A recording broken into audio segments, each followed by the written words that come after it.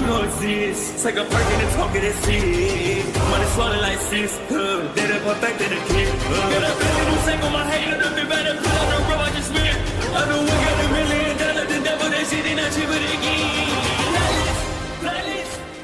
Hello and welcome back, fellow anime lovers, to MangaMuse. I am delighted to have you join us once again in the world of fanfiction and fantasy. This is the 6th part of What If Deku Enters Gravity Falls. Special note, this fanfic is written in a masterpiece of jkawsome on FANFICTIONnet. Do check and support the author too. Now smash the like, share and subscribe button for more. Also press the bell icon so that you never miss such great parts. Thanks for the introduction. Now let's dive into the world. Mina, Izuku said hesitantly, as the rest of the mystery crew followed their pink friend through the halls of the shack. Is there a reason we need to see whatever this is at 7 in the morning? Nothing is worth waking up this early, Ochako grumbled. This is, trust me, Mina promised. So I was opening random doors, as you do, and I found this. She opened a small closet door to reveal a massive stash of fireworks of all kinds, from sprinklers to rockets. Bam! Pretty cool, right? Very cool, Izuku agreed, now a bit more awake. She grinned at him. Are you guys thinking what I'm thinking?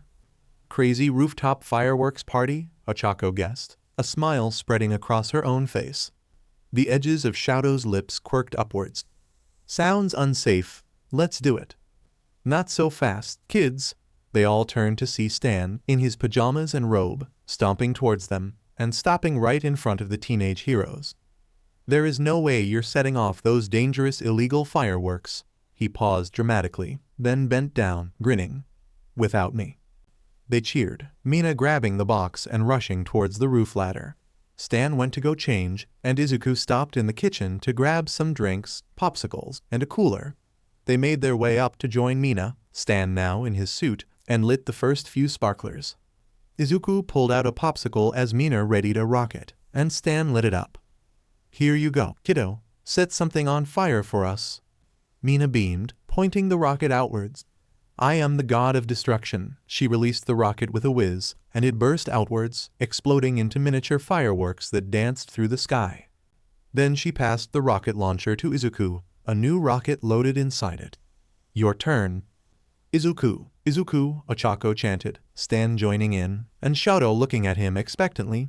Izuku laughed and pointed the rocket upwards, firing it and watching the explosions go off, then reloading it and passing it to Shadow. It was as they were watching the final fireworks from Ochako's rocket, Izuku's popsicle almost gone, that Blubs and Durland arrived, looking up at them and frowning. Hold on a minute, do you have a permit for those? Blubs demanded to know, pointing at their fireworks. Next to him, Durland was crossing his arms, looking suspicious. Izuku winced, surprised they were asking at all. Do you have a permit for being totally lame? Stan fired back, smirking, and Izuku found himself involuntarily snickering as Mina blew a raspberry at the cops. The two men looked at each other, before shrugging and chuckling. Well, I can't argue with that, Blubs admitted, a wistful smile on his face. Carry on. Stan let out one last snicker as the cops walked away, before sighing contentedly. But seriously though, we should probably clean this all up. He gestured outwards, towards all the burning patches of trees and grass that had been lit up by their rockets. There was a moment of silence as they all acknowledged this.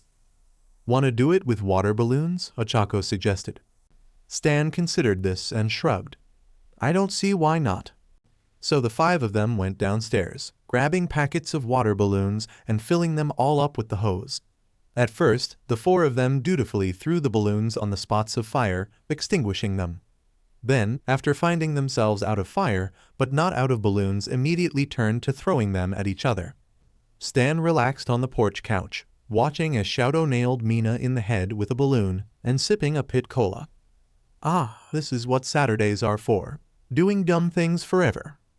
Dumb things forever, Ochako agreed, having stacked a pile of water balloons. She grabbed Izuku's hand, and together they jumped into the pile, spraying water everywhere and getting absolutely soaked. Izuku laid there for a moment, looking up at the sky and letting the warm summer sun dry him up. To Stan, Mina toasted, holding up a water balloon. For making all of this possible for us.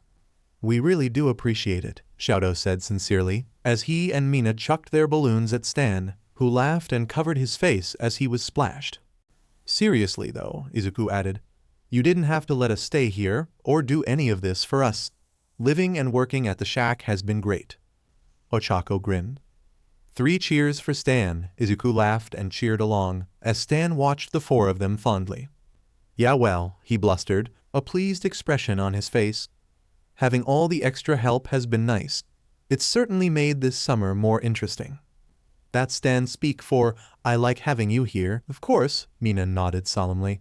Stan rolled his eyes, which was undercut by the fact that he was still smiling. Then his smile faded. Kids, there's something I should tell ya. They all looked at him curiously. Well, it's complicated, he tried for a weak grin. I should go refresh my soda.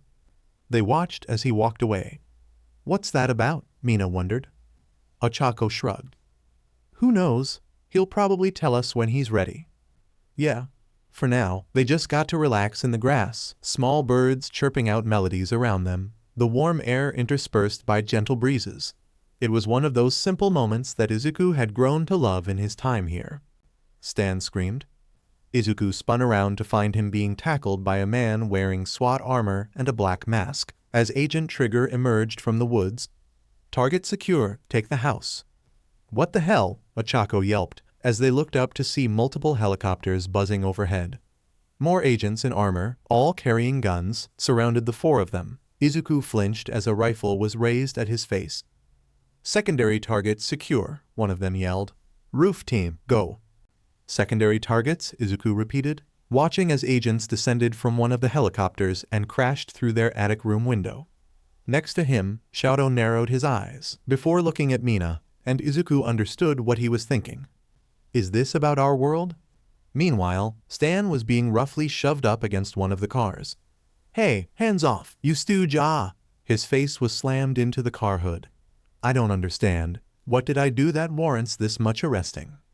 Agent Powers emerged from the shadows, standing next to Agent Trigger. He brought up the electronic pad he was holding, showing it to Stan, and by association the 4 of them, who were close enough to see. This is security footage of a government waste facility. At 0400 hours this morning, someone robbed 300 gallons of dangerous waste. The footage showed many cans of waste, then briefly cut out. When it came up again, much of the waste was gone. What? Stan snapped. You think that was me? Agent Powers narrowed his eyes.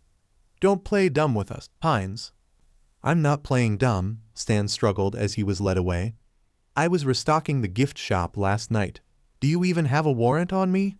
You didn't last time you tried to barge into my shop. Trigger raised an eyebrow. If we didn't have a warrant, don't you think the special ops guys wouldn't be here? But how do you know for sure? Izuku called out, trying not to wince as a gun was shoved towards his face again. Have you asked around? Have you checked his alibi? Have you considered that we could corroborate his story? Shadow agreed. Based on the angry glint in his eyes, Izuku wondered if he actually had seen Stan in the gift shop last night. Then again, considering how rude the 2 agents were to Mina the last time they'd met, Shadow might just be angry at them in general. You 4 are part of the evidence, Powers revealed. We've been watching this house all summer. Our sensors started going off the charts at the exact same time our intel tells us that you arrived here and started living with Mr. Pines. He bent down a bit so he could look him in the eyes. We've seen some disturbing things while observing this town, yourselves included. But none of that compares to what Mr. Pines has been up to.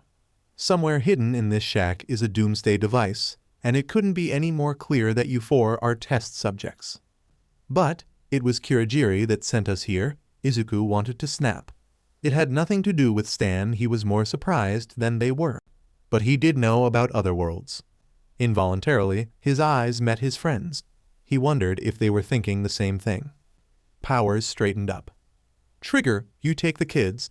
Separate them into groups of 2 boys and girls should do the trick. I want them brought to a secure facility for more questioning. We'll need to run some tests on them as well. I'll take the old man. It was like Izuku had been dumped in a frozen ice bath. Mina's breath shook, and Ochako held her hand tightly. Izuku locked eyes with Shadow. Dump your dagger and necklace, he hissed. Mina, dump your grappling hook before they search us. How? Mina hissed back. We're surrounded, they'll notice. Maybe they won't search us until we get to wherever it is they're taking us, Izuku whispered. Ochako clenched her fists, a determined expression on her face. Then we'll need to escape before then. Kids, you've got to believe me. For once, I'm actually innocent. Kids, Izuku watched as Stan was driven away, before he and Shadow were herded away from Mina and Ochako and into another car. So, Mina hedged, looking at the agent who was driving her and Ochako away. It wasn't one she'd met before Powers was with Stan, and Trigger had driven the boys away. Where exactly is this place you're taking us? You don't need to know, alien, the agent snapped. Ochako glared at him. Hey, she's not an alien. Don't talk to her that way. Did being from another universe count as being an alien? Mina wondered. She forced a smile.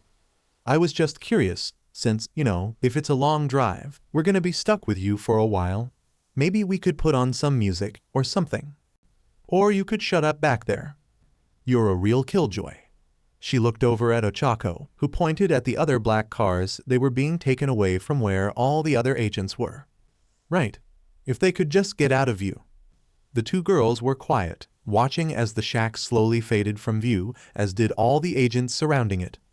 Right, Mina finally said. So, I'm sure you're a great guy and all. I think you're a jerk, Ochako added helpfully. But I'm not interested in being experimented on. See you. With that, she broke the seat belt, leaned over and broke Ochako's seat belt. Then, thanking that weird river for the Oni strength it gave her, kicked the locked door right off its hinges, sending the entire thing flying away. The agent turned around, yelling, but it was too late. Ochako reached out with her power and crushed the communicator in his ear. Then Mina jumped out of the car, Ochako right behind her. She hit the ground and rolled, getting to her knees, before dashing into the forests that lined the road. The car turned around and charged forwards, appearing to want to ram into them. Ochako lifted the car up and flipped it over, before turning to Mina. Back to the shack? Back to the shack, she agreed, breaking into a run. Let's reunite with the boys, then we'll see about rescuing Stan. At that last part, however, a nasty voice in her brain murmured, What if it's true? What if he did bring you here? Mina shook her head. She couldn't think about that, not now. They had bigger things to worry about. We've got Mr. Pines in custody, Powers said, on the small screen inside Trigger's car. Our men are searching the shack for that device. You take care of those kids. Izuku and Shadow looked at each other as the screen shut down. There was plenty of irony to be found in this situation, Izuku thought, a little hysterically. When he'd accepted All Might's power and the invitation to UA, he never imagined it would lead to this, being taken to an American government facility by an agent that had arrested their current guardian, who they claimed had built a doomsday device. And of course, the fact that they were planning to escape the government, in part for the sake of said criminal guardian, just added another layer to it. Izuku nudged Shadow with his knee, then flicked his wrists slightly, the way Shadow sometimes did when activating his power. Use your fire to get us out. Shadow winced, even as he raised an eyebrow. You know how unpredictable it is. What about you? Izuku grinned at him and tapped his knee, where he'd first experimented with his new healing ability. I'll be fine, don't worry. Shadow still looked uncertain, but nodded. His hands lit up with fire, and before Trigger had the chance to turn around, half the car changed, metal twisting into butterflies with red eyes on their black metal wings. Izuku pulled Shadow to the side that was still a car as Trigger yelled, serving off the road and into the woods, crashing the left side of what was once a whole car into a tree, a branch snapping and falling down on them. Shadow scrambled out, then helped Izuku, whose leg had gotten stuck. Izuku winced as he was pulled free, watching his ankle untwist itself, the bloody scrapes closing up. Damn branch, Trigger hissed, trying in vain to free himself. Back up. Requesting, Izuku ran around to the front and grabbed his earpiece, before smashing it under his foot. Sorry, he said. We won't be your test subjects, and we're not going to let you treat Stan like a villain. Not after everything he's done for us. You really think that man is innocent? Trigger snapped, struggling under the weight of the tree branch. Are you lying, or just naive? Neither, Shadow said firmly, as they walked away. But considering all the false conclusions you jumped to about us, you'll understand why we don't take your word for it when it comes to Stan. You'll regret this, Trigger yelled, but the two of them were already heading back towards the shack. We need a faster way to get back, Izuku muttered, as they raced through the woods. The sound of more agent cars approached, and he perked up. There. We'll need to be careful. But Shadow followed his lead, and as one of the cars passed them, they both jumped onto the back, rolling into the truck section and hiding from the cameras under one of the sheets stored back there, as they made their way home. As the car slowed down, coming up on the shack, the two of them jumped off, dashing into the woods, where they almost immediately ran into Ochako and Mina. You're both safe, Ochako threw her arms around Izuku, and he hugged her back tightly, relieved. After a moment, she drew away, and Shadow and Mina paused in their own relieved exclamations so they could all address the elephant in the room. Okay, we're all good, but what about Stan? Mina finally asked. Do we know where he is? Can we break him out? I get the feeling Stan can break himself out, Shadow noted. If we want to help him, we could figure out how to back up his alibi. Izuku snapped his fingers, connecting the dots. The tapes of the gift shop, we can use that to prove it. And what if he's not in them? Ochako asked softly. I mean, it's a little hard to believe he was stocking the gift shop at 4 in the morning. What if he did steal that waste? What do we do then? They all considered this for a moment. There has to be a reason other than a doomsday device, right? Izuku finally said. Stan's a criminal, but he's not a villain. You can't scam people if the world has ended, Shadow said, the serious tone of his voice making the rest of them giggle, despite the dire situation. I'm sure there's more than what we're seeing, and given his reaction about other worlds, maybe it has to do with that, Mina finished. The world around them shook, suddenly, and Izuku found himself floating gently into the air, before landing back down with a thump. He blinked, and looked at his equally confused friends. Did gravity just reverse itself for a second? Ochako said. I mean, I know that feeling. Usually accompanied by nausea when I use it on myself. It definitely was a switch in gravity. Hang on, are you saying? Mina, no. That gravity just fell? Mina finished with a small grin. Shadow smacked his forehead. This isn't the time. He looked at the shack, still surrounded by agents, who were looking even more disoriented than the four of them. We need to get inside. Izuku nodded. Preferably now, while they're distracted. Mina grinned. Ochako, can you lift us up one of these trees? Preferably to the same height as our room, which currently has an open window. Ochako smiled, catching on. You got it. All of them were lifted into the air, and once they were lined up, Mina shot her grappling hook, which hooked itself in the window. She gestured at the rest of them, and Izuku broke off a small tree branch, using it as a line to zip down and into the window. Shadow and Ochako followed, before Mina released the line and zoomed towards them, unhooking it as she tumbled through the window. Just as they were all inside, one of the agents opened the door. Ochako leapt forwards, kicking him right in the face, and he went down in seconds. The group tiptoed past him and down the stairs, carefully avoiding the rest of the agents until they entered Stan's office. Izuku shut the door behind them, locking it. All right, Mina whispered. If I was Stan, where would I hide those surveillance tapes? The group of them split up, looking under the desk, in the file cabinets, and behind the bookshelves, but finding no sign of any tapes. Wait, look at the jackalope. They all turned to see Shadow pointing at said mount on the wall, which had one horn higher than the other. One of its horns looks like a lever. Try it, Ochako encouraged. Shadow stepped forwards, clicking the horn into place. The section of the wall with the jackalope on it spun around, revealing a series of tapes, a screen on which to play them, and a live recording of all the agents in the gift shop. Izuku looked through the different tapes. Here's the one for last night. He placed it into the slot, and the video popped up, starting at around 6 p.m. On it, Stan was laying out some new snow globes on the main desk. There he is, stacking the gift shop. 6 at night and 4 in the morning are two very different times, Ochako reminded him softly. She fast-forwarded the tape to 4 a.m.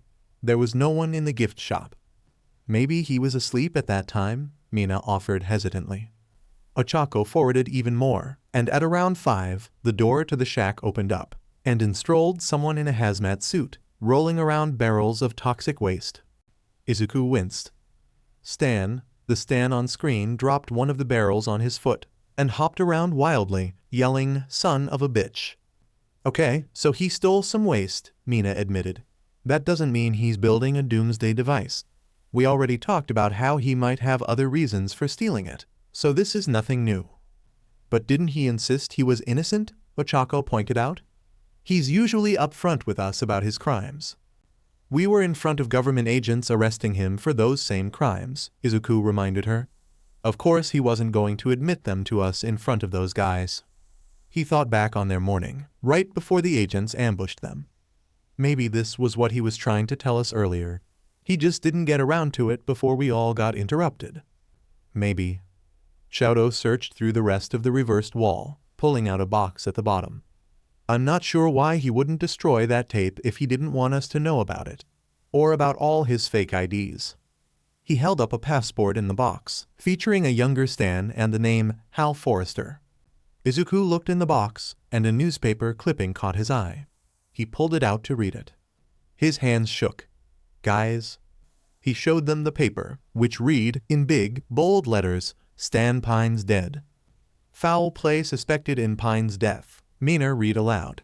Wrecked car, cut brakes. She looked up at the rest of them nervously. Maybe it's a different Stan Pines? Why would he have a newspaper about their death if it was unrelated? Shadow pointed out.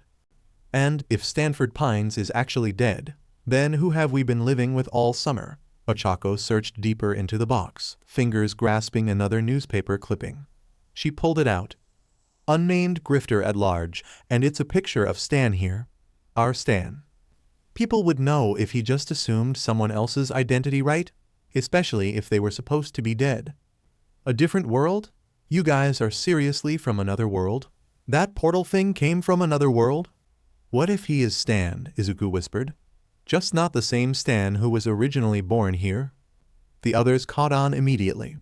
Is that possible? Mina wondered. From what we could tell, there weren't any doubles from this world and ours, right? I mean, besides major historical figures. There was a pause as they all contemplated this. We need to find that device, Shadow said finally. Right. Izuku stuck his hand in the box again, searching for other small papers that could be of use to them. Eventually, he pulled out a small slip labeled Secret Code to Hideout. On it was a 2x4 row of boxes, labeled with letters and numbers. He squinted at it. Then it clicked. Guys, it's the vending machine. Let's go. They loaded the box back up, set the reversed section of the wall back to normal, and snuck out of the room, to be met with an empty shack. The agents are gone, Ochako shook her head. Never mind, we'll deal with that later. They made their way to the vending machine, where they overheard two familiar voices. I don't know, Suze, why would Mr. Pines tell you to guard the vending machine, of all things? Mr. Pines is a strange man, Wendy. I'm sure he has his reasons. Suze, Wendy, their two co-workers turned to see them running in. Izuku stepped in front of the vending machine. We need to use that machine. Stan's hidden something really important behind it. Wendy blinked. Okay, maybe Stan did have a reason for asking you to guard it. What's this all about? It's kind of a long story, Mina admitted.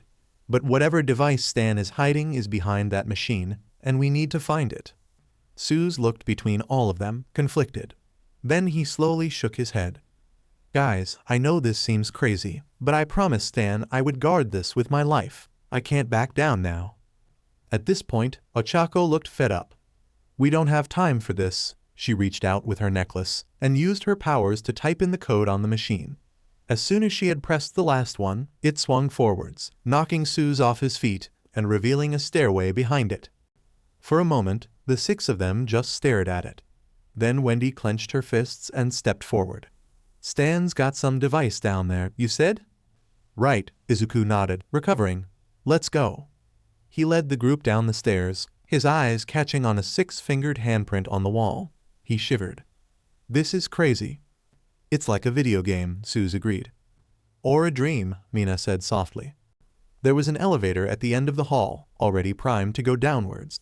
The group got in, Shadow pushed the button, and down they went, to the 3rd level.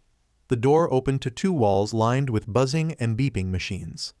At the end was a massive countdown, and behind a glass wall, a giant glowing circle of light. "I don't understand," Suze said quietly, as they walked further into the room. "Why would Mr. Pines have all of this?" Wendy stopped to look at some video footage outside, apparently coming from some sort of periscope in the totem pole. "This is like that bunker in the woods. What the hell, Mr. Pines?"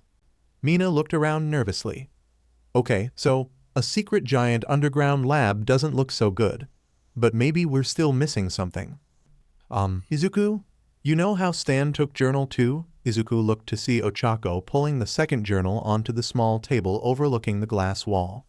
Then she pulled out another journal, labeled with a 1. Shadow, meanwhile, focused on the glowing thing behind them. "That looks almost like a portal." Izuku spun around, following Shadow's gaze. Behind the glass wall was a massive triangular object, covering the entire room, with a huge glowing blue circle inside, flanked on both sides by strange glowing columns filled with what almost looked like stars. "Stan has a portal," Shadow repeated. "All this time, and he never told us." "Maybe he just finished it," Izuku offered weakly. "Maybe this is what he needed the waste for." He frowned at the familiar-looking device. "Hang on." He flipped his journal back past all his own notes and into the author's notes, noting the similarities. Ochako flipped through the other journals, finding similar pages. When put together, they resembled the device perfectly. "This is the author's portal to another world," Izuku breathed. "The one he was making but shut down. This is it." He pulled out his black light pen and shone it on the pages. "The machine was meant to create knowledge, but it is too powerful. The device, if fully operational, could tear our universe apart. I was wrong the whole time. It must not fall into the wrong hands. If the clock ever reaches 0, our universe is doomed." There was a pause, as all 6 of them looked up at the massive timer on the wall. On it, there was 1 minute and 30 seconds. Suze broke out of his stupor first. "It's the final countdown, just like they always sung about." "We need to shut this down now," Wendy turned to him. "Izuku, does it say how in the books?" Izuku flipped through the pages, reaching one covered with a drawing of a manual override. "We need 4 keys to be turned at the same time. 2 are on each side of the room. Come on." They raced into the room with the portal. Izuku and Ochako went to one side, Mina and Shadow to the other. "On 3, Shadow called. 1, 2, 3, they all turned their keys. In the center of the room, a big red button popped up. "That's the shutdown switch." The 6 of them ran over to the button. Wendy raised a hand above the button. "This ends now.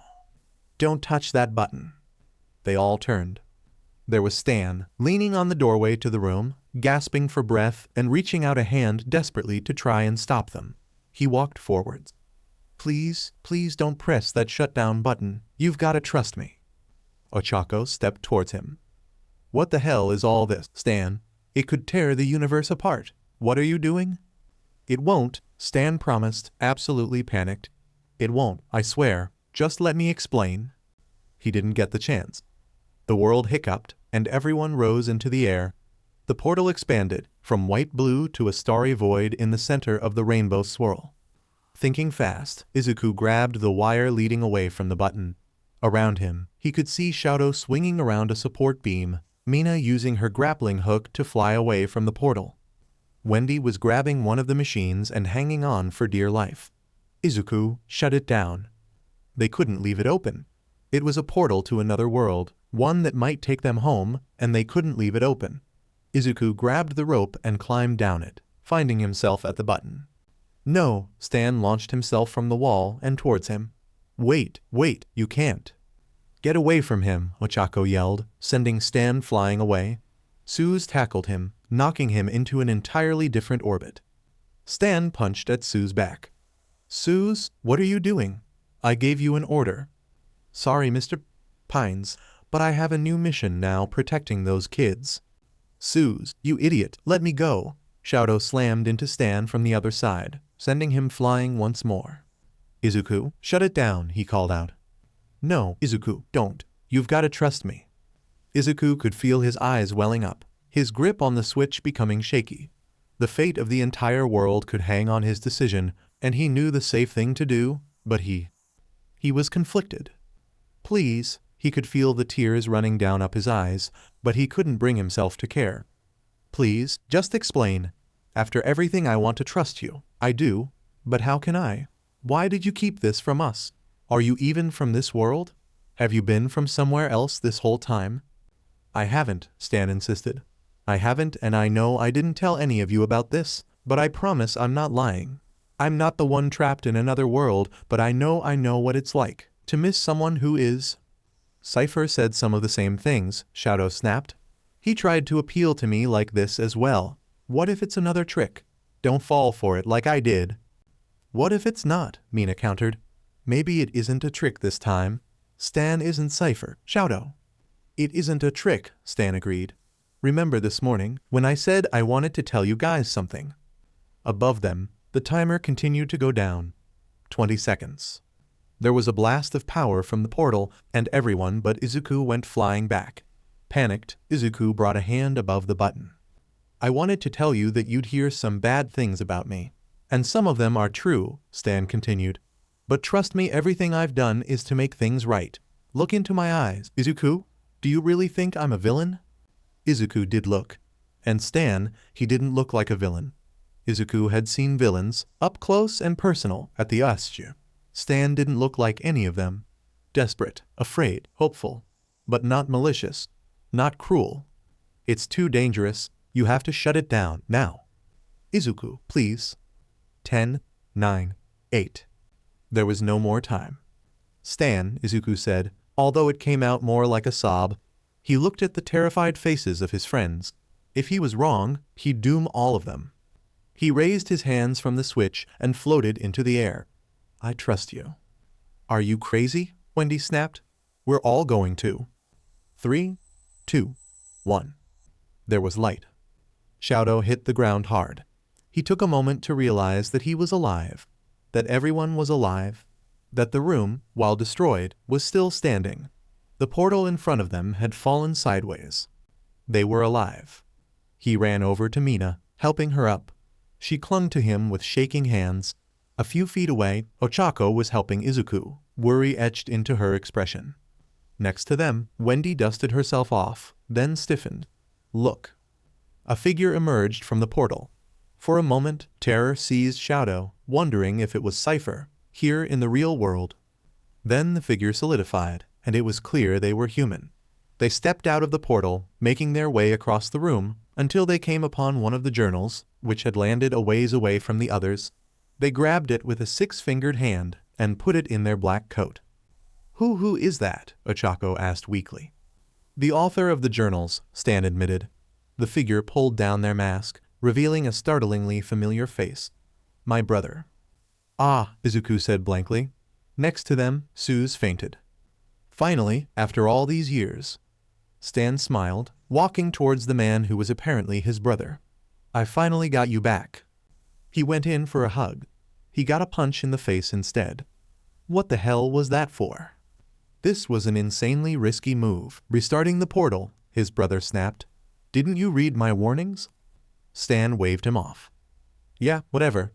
How about a thank you for saving you from what looks like some sort of sci-fi sideburns dimension? Thank you? Why would I thank you, after what you did 30 years ago? What I did? Mina watched, still somewhat in shock, as the two men argued. Okay, so, gonna admit, I didn't expect this. Who would? Izuku agreed faintly, watching the bizarre scene play out in front of them. So, all this time, Stan was trying to save his brother from another world. His brother, who is apparently the author. Shadow looked even more shaken than the rest of them, to the point that it had Mina worried. Well, it would explain why the mention of being stuck in another world caused him to decide he was fine with taking us in, Shadow mused. His brother doesn't seem too happy about it, though. Should we stop them? Ochako wondered. The author currently was holding Stan's arms behind his back. Wendy and Suze, both looking just as befuddled, shrugged. Awkwardly, Mina stepped forwards. Hi, hello, Stan, Mr. Author. Mind telling us what's going on here? The author blinked, letting go of Stan and adjusting his glasses. Stan, you didn't tell me there were children down here. We've been here the whole time, you just didn't notice us, Shadow pointed out. Stan sighed, pinching the bridge of his nose and glancing back up at his brother. It's complicated. He gestured at Suze and Wendy. Those two are my employees. The kids are from some other world. They accidentally portaled into my kitchen a couple months ago, and have been staying here since. The author blinked again, looking down at them curiously. You're from another world, he frowned, suddenly far more suspicious. And you portaled into my brother's kitchen? As if sensing the building tension, Izuku jumped forward to placate the man. It was totally different from this portal. There's this villain in our world named Kurajiri who can make portals, and he attacked our entire class, and sort of sent the four of us here, probably by accident. There's no world-ending stuff to worry about with how we got here. Although maybe you might know about that since you're the author of the journal we found, and it seems like you know a lot about portals. Well, he did build this one, Ochako said, nudging Izuku slightly. He coughed, looking embarrassed, and she turned back to the author. Speaking of which, maybe we could compare portal notes later? Figure out how to get home without worrying about... She trailed off, then gestured to the mess around them. All this. The author seemed to process all of this. You've read my journals? Izuku nodded, handing over journal 3. He flipped through him. And added a lot. It seems, it's practically a scrapbook. Izuku winced. Sorry. Don't be, it's very detailed. The author tapped his chin, looking interested despite himself. A world with a portal villain, you say? The way you said it implies that villains and people who can create portals are common in your world. That's fascinating. Mina smirked at Izuku. Wow, he's just like you, Izuku laughed a little. Anyways. He cleared his throat. I'm Izuku, and this is Mina, Ochako, and Shadow. He gestured to each of them in turn. And we can totally get to talking about our world later. But first, maybe we could talk about what just happened. Which would especially be nice for Suze and I, Wendy chimed in, since we just work here. Suze nodded solemnly. I have fanfics writing on this, Stan. I'll be very disappointed if they don't align. The author gave him a weird look at that, but turned back to his brother. Yes, I have some questions about all this myself, Stanley. As one, the rest of them turned to Stan. Ochako was the first to speak up. Stanley? I thought your name was Stanford. The author froze, then turned to Stan. Wait, you took my name? What have you been doing all these years, you knucklehead? Shadow frowned. So Stan is actually Stanley, and the author is Stanford? What do we do about names? We can't call them both Stan. Stan jerked a thumb towards his brother. Call him Ford, everyone does. Or Poindexter, that works too. No, it whatever. Ford shook his head. You know what? There'll be time for more introductions later. First, Stan, are there any security breaches? Does anyone else know about this portal? No, just us, Stan insisted. There was a pause, as everyone but Ford gave him an extremely flat expression. He shifted under their gazes, crossing his arms and looking away. Also, maybe, the entire US government. The what? Ford rushed back into the other room and turned on the periscope screen. It seemed there really was a camera hidden in the totem pole. On it, they could see that the agents had returned and had surrounded the shack. Agent Powers was standing on the porch, yelling out orders. Fan out. We're not going anywhere until we find Pines and those kids. Ford returned from the other room, 6 fingers massaging his forehead. It's all right. This is fine. It'll take them a while to find this room long enough for us to come up with a plan. And hear about that previously mentioned mysterious backstory? Mina suggested. Like Stan said, we've been living here all summer. Suze and Wendy have been working here for longer. Like it or not, we're definitely involved in all of this. I trusted you, Izuku said quietly, and Stan flinched. So, maybe you could repay that by telling us? Stan sighed, holding his hands out in front of him. Okay. I know I have a lot of explaining to do. It all started a lifetime ago. 1960-something, Glass Shard Beach, New Jersey. We lived with our ma and pa in the lead paint district above the family pawn shop.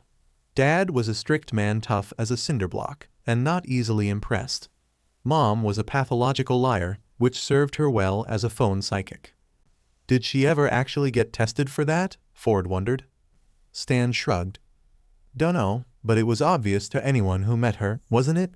His brother made a small noise of agreement and motioned for him to continue. Then there was my nerdy twin brother Stanford. Stan motioned to the Stanford in question. As if his abnormally high IQ wasn't enough, he also had a rare birth defect 6 fingers on each hand, which might have explained his obsession with sci-femistery weirdness. Ford didn't confirm or deny that statement. As for me, I had what Mom liked to call personality. At this, however, a small fond smile appeared on both of the older men's faces. But as different as we were the perfect team, and every day, we'd wander the beach, looking for adventure. So that's why you called it the Stan-O War. Everyone turned to look at Izuku, Stan pausing in his narration, and he blushed. Your fishing boat, you called it the Stan-O War. I guess we know where that comes from now. Oh, that's right, Suz agreed, his eyes widening. I'd totally forgotten about that. I didn't even notice, Mina admitted. Ford looked at his brother curiously. You called your fishing boat the Stan-O War, despite the hostile tone he'd taken with Stan the entire time. There was something almost longing, peeking out underneath all the frustration and anger. Stan side-eyed him. Yeah, I did. So what? Nothing. Continue. There was something almost achingly familiar, Izuku mused, as he listened to Stan describing the bullies they'd encountered, how they had mocked Ford for being different. Being bullied for being different was something he knew all about, and it had immediately struck a chord with him. Would things have been different if he'd had a sibling who was there for him like Stan was for Ford? But then again, clearly they didn't get along now. Something had obviously gone wrong down the line, and considering the glances they kept shooting each other when the other wasn't looking, it was something that had cut deep both ways. Those were the good times, Stan admitted. Those bullies may have been right about us not making any friends, but when push comes to shove, you only really need one. Ford's brain seemed to get more impressive every year, and so did our pet project. Sure, I got into my fair share of trouble, he shrugged. But when you brother's the smartest kid in school, you've got a leg up on the competition. You cheated off me a lot, Ford agreed dryly. Did you actually need to, though? Izuku wondered. The two men turned to look at him, and he smiled nervously. You fixed this portal all on your own, and you didn't have 2 of the 3 journals until a couple weeks ago. That's got to take some smart, right? It's a very complex piece of machinery. Now Ford was looking at his brother, curiosity and surprise flitting across his face. Stan huffed. Well, it took a hell of a long time, I can tell you that. Had to teach myself engineering and quantum physics from those books you left. Thought my brain would turn to mush at the beginning. But you did it, Mina pointed out. Not many people can just teach themselves quantum physics. I know I couldn't. Yeah, Mr. Pines, that's pretty impressive, Wendy agreed. Stan seemed to flounder at the praise, clearly unused to the idea of being called smart. Izuku felt a pang of sympathy. Yeah, well, the future was looking bright for us. Until one day. So, it was an accident? Ochako clarified. You breaking Ford's machine. You didn't mean to do it. I didn't, but the damage was already done. Stan looked over at Ford, who was grimacing at the memory they'd just related, how the college had turned their backs on him. You can imagine things didn't go so well when we got home. Shadow frowned. Hold on. Are you sure this West Coast Tech was actually a very good college? If they really were scouts for such a prestigious institute, shouldn't they have realized that the reason the machine wasn't working was because it had been tampered with, and waited more than half a second before writing you off? There was a pause. I hadn't thought about that before, Ford admitted, looking like someone had just shifted his entire worldview. Looking back on it, it did seem strange, but at the time, I was mostly just devastated. I haven't been in this dimension for a long time. I wonder what West Coast Tech is like now. Suz brightened. We should look it up when we get out of here. All of them took a moment to look at the periscope. The agents were still running around looking for them, but clearly hadn't made any progress. Mina coughed. So, back to the story. Stan winced. Right. He threw you on the street? Ochako sounded furious, and Mina couldn't blame her. Suz was equally outraged. How could he? Just for that, and when you didn't even mean it. Other Mr. Pines, it wasn't cool how you just left him like that, but at least you had an actual reason to be mad. Ford scoffed. What Stan said about how Dad would only let him back if he made millions was his reason. His lip curled. I was a meal ticket to him, nothing more. He wasn't upset that I was hurt. He was upset that he lost the potential fortune he could have pawned off of me. Stan looked completely unsurprised. Yeah, that sounds like him. It was still pretty awful of you not to help him, Mina told Ford. Sure, she never really had any expectations for who the mysterious author was, but learning he did that to the guy who had taken them in, it was kind of disappointing. I mean, I get that you were mad, but that's pretty far, isn't it? There was a long pause, as emotions seemed to waver in Ford's face. Finally, he sighed. No, you're right. I was angry and scared that if I spoke up, Dad would kick me out too. He turned to Stan. I am sorry about that, Stanley. Stan blinked, obviously surprised. Wow, didn't expect you to apologize, that's for sure. Would have been nice if you'd done it before punching me in the face earlier. Ford scowled. That punch was completely deserved. Don't get me wrong, I'm still furious at you for opening the portal. The warnings are there for a reason. It was pure luck that you didn't destroy everything and everyone with that stunt. Getting me home wasn't worth that. It was to me, Stan countered, unrepentant. And it all worked out just fine, didn't it? Less than a 1 in a million chance than you thought it was. Ford opened his mouth to snap back, but his eyes drifted to the periscope, and he sighed. We will discuss this later. We only have a limited amount of time right now. Let's just keep going. And Ford wasn't wrong about that either. Mina could admit to herself as Stan told them how he got into the business of sales, fake IDs, and skirting the law. It had been extremely risky. Stan had been confident it would work, and it had, but what if something had gone wrong? This whole thing is a mess. How do we even fix something like this? Could they fix things? Should they? Mina wanted to help, of course, but was it even really their place? Then again, they had so many questions to ask Ford, and after everything Stan had done for them, and knowing he'd done all this for his brother, even though they were estranged, she couldn't feel too angry at him. What about you? Ochako asked Ford. How'd you get to all? She waved an arm around the portal room. This? Ford frowned. Well, West Coast Tech essentially blacklisted me from all of the other colleges I applied to, so Backupsmore University it was. In a place like that, I had to work twice as hard. Luckily, that's what I do best. I went from undergrad to PhD 3 years early, wrote a thesis that was nationally ranked, and was awarded a grant for my own scientific research. But what to study my whole life I'd been teased for my 6 fingers, but it got me thinking about anomalies, things that were odd, statistically improbable. And there was one place with a higher concentration of these things than anywhere else. Gravityfalls, Shadow surmised. Ford nodded. I headed out there pretty shortly after. Shadow listened as Ford described the anomalies he found, the flying eye bats, floating cliffs, and gnomes they had seen before in the journals. He listened and wondered. I had finally felt at home, Ford admitted. But one question nagged at me. Where did all the anomalies come from? It seemed to me that the answer must lie outside of our world, a dimension of weirdness leaking into ours. Oh, just your friendly interdimensional being, hoping to finally chat with another lost soul. Was he talking about Cypher's dimension? Did Ford know about the triangular being? Should Shadow ask? What would happen if Ford knew? What would happen if he didn't? Shadow almost missed Ford start to explain his plans to build a portal, lost in his thoughts as he was. So you and McGucket were college buddies then, Ochako said at Ford's latest statement. I guess that makes sense. He did imply that he knew you pretty well. Ford perked up. Oh, you've seen Fiddleford recently? How is he? Last time I saw him, he trailed off, and everyone else minus Stan exchanged glances.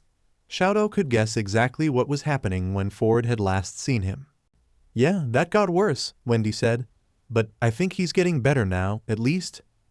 What happened with the portal that terrified him so much? Izuku asked. Well, when the time had come to test it. They listened to the disastrous test run, and Shadow frowned. You kept going with it anyways. I know, I should have listened to him. Ford ran a tired hand across his face. At the time I was. Well, let's just say I wasn't exactly in the right state of mind either. And it certainly didn't get better the further I went. I was in over my head and needed help. No kidding, Stan snorted. That's when you sent me the postcard telling me to come. So I came and found a decaying cabin surrounded by barbed wire and radioactive waste, and when I knocked on the door, this knucklehead slammed it open, pointed a crossbow at my face, and demanded to know if I had come to steal his eyes. Ouch, Suze sympathized. Ford winced. Ouch is right, Stan agreed, and things didn't get much better from there. And so the murder hut was born, and later renamed the Mystery Shack. Finally, I found something I was good at. For once, being a liar and a cheat paid off. The old me was dead, and I faked a car crash to prove it.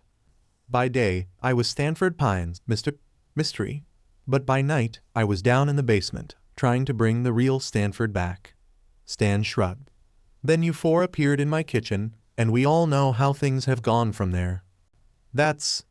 What could Izuku say to that? What could any of them say to that? I'm sorry we didn't believe you, Ochako said quietly. Stan didn't seem too bothered. That's okay, kid. I probably wouldn't have believed me either. So what now? Wendy asked. We're all caught up, but we're also still stuck down here while the feds are looking for us. It won't be too much longer before they find the vending machine door. And even if we chase them off, they'll just come back, Suze agreed. An idea struck Izuku. Not if they don't remember that they're supposed to be looking for something in the first place. What about the memory gun? We know it can be used on multiple targets at once. There's a lot of agents out there, though, Shadow pointed out. Did we even bring it down with us? Ford blinked. You have a memory gun? I brought one down here to study before I fell through the portal. It must still be down here somewhere. He moved into the other room, looking through the cabinets before pulling the gun out. I never thought I'd actually use it. My goal has always been to acquire knowledge, not erase it. If we don't use it, the only knowledge we'll acquire is that of what the inside of a top security prison looks like, Stan pointed out flatly. I'm perfectly fine with avoiding that. How do we erase all the agents' memories? We just need to amplify the signal to a radio headset frequency. Ford plugged the gun into the periscope, put something in the gun, and turned back to them. Everyone, plug your ears and get down, now.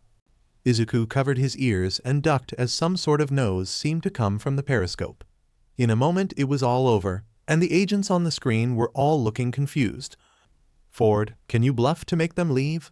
You look all science Y and badass with that outfit. Mina gestured at them. Just tell them to hand over any files and USBs they have on the case, or something. Ford blinked. USBs? Never mind, must be some new technology here. Sure, I can do that. They watched as he strode out of the room. A minute later, he was on the screen, commanding the agents with ease. Stan whistled. Wow, never knew he had it in him. Guess we're all full of surprises, Izuku offered, watching the agents leave and trying very hard not to think about how many laws they'd broken in the past 12 hours. Today started off with illegal fireworks on the roof. How did it end up like this? At least they weren't in a government facility getting experimented on. You know, I feel like way too many days this summer I've just gone home and faceplanted in my pillow to think about my life choices, Wendy mused, as they all left the basement. This is definitely one of those days. Catch you guys later. I'll head home too, Suze agreed. I still can't believe there are two Mr. Pines now. My brain's gonna need some time to process all this. They waved the two off, and Mina turned to the rest of them. Hey, you think any clothing stores are still open at this time? Ford's outfit is badass and all, but I bet he's gonna need more than just the one set of clothing. That would be nice, Ford agreed with a small smile. Thank you, kids. I'm sure my brother and I have a lot to talk about. He glanced at Stan, who rolled his eyes. Yeah, sure, here you go. Get anything that would fit me, it'll fit him too. He handed them one of his debit cards. One Izuku knew was a throwaway. Now get going. Ford and I definitely need to talk. You think we'll be able to ask him some things when we get back? Izuku wondered, as they made their way towards the town. I have about 1 billion questions, and most are about the portal. The rest are about all the things we've seen so far. And there's 2 more journals filled with things we probably don't even know about yet. It is kinda late, so it might have to wait until tomorrow. Ochako shielded her eyes from the sun, which was starting to set. Plus, he just reunited with his brother. I think the two of them should get some time by themselves. They don't seem to get along well, do they? Mina pointed out. Then she winced. Not that I don't get it. After that story. The four of them fell into silence, pondering what they'd heard. Abruptly, Ochako started laughing. Sorry, it's just, our life is so crazy now, isn't it?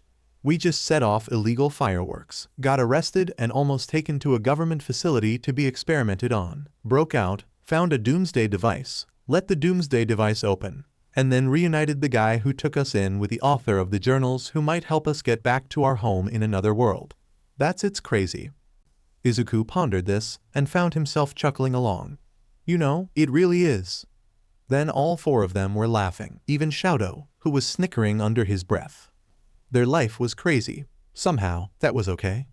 You know we're supposed to be buying Ford clothes, right? Shadow said, raising an eyebrow. Mina pouted. Oh, come on, it's just one little thing. And it's really pretty, don't you think? She held the necklace up for him to see. It was a rainbow shooting star charm, hanging on a thin golden chain. It does look nice, he admitted. But you really should use your own money for this. Her eyes sparkled. I kicked a federal agent's car door off the car itself, and you apparently turned half of a federal agent's car into metal butterflies. Using some extra money is nothing compared to that. Shadow considered this point. Stan wouldn't be too mad, all things considered. In another aisle, he could hear Izuku and Ochako debating how many colored sweaters to get, considering Ford had come through the portal in a black one. In the end, they paid for the clothes. Shadow helped Mina put her new necklace on, and they headed home. Inside, they could clearly hear the two men still talking. Guess we should skip the questions for tonight, Izuku murmured. The other three gave their muted agreements, and they moved past the door the two men were behind, Izuku setting the clothes down next to it. On instinct, however, Shadow paused for a moment to listen. When this summer is over, you give me my house back, you give me my life back, and this mystery shack business is done, all right? I now have 30 years of a criminal record to my name because of you. This is the least you can do. Fine. But you'd better help those kids get home in any way you can, understand? As far as I'm concerned, they're more like family to me than you are. A lump in his throat, Shadow moved quickly to catch up with his friends. More like family, huh? Stan wasn't the only one who felt that way. Somehow, during the past few months, home had become the mystery shack rather than his childhood house. And while family still meant Fayumi and Natsuo, it also included his friends and Stan.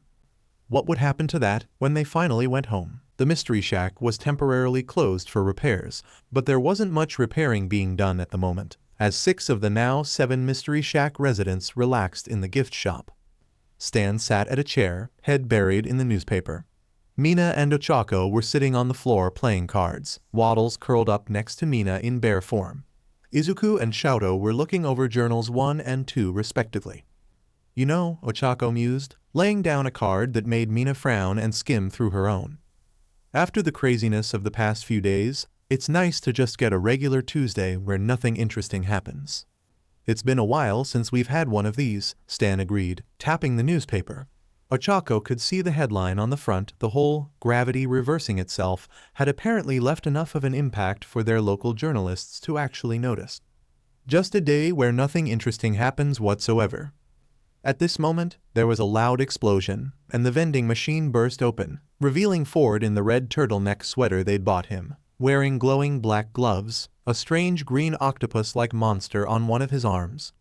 Everyone get down, he called out to them, as Ochako and Mina scrambled back. Don't let it taste human flesh. He slammed one of the gloves down on the creature, shocking it. It fell off him, scuttling around the shop as they all leapt away. Ochako grabbed her necklace, ready to use it if necessary, and she could see Izuku drawing his dagger.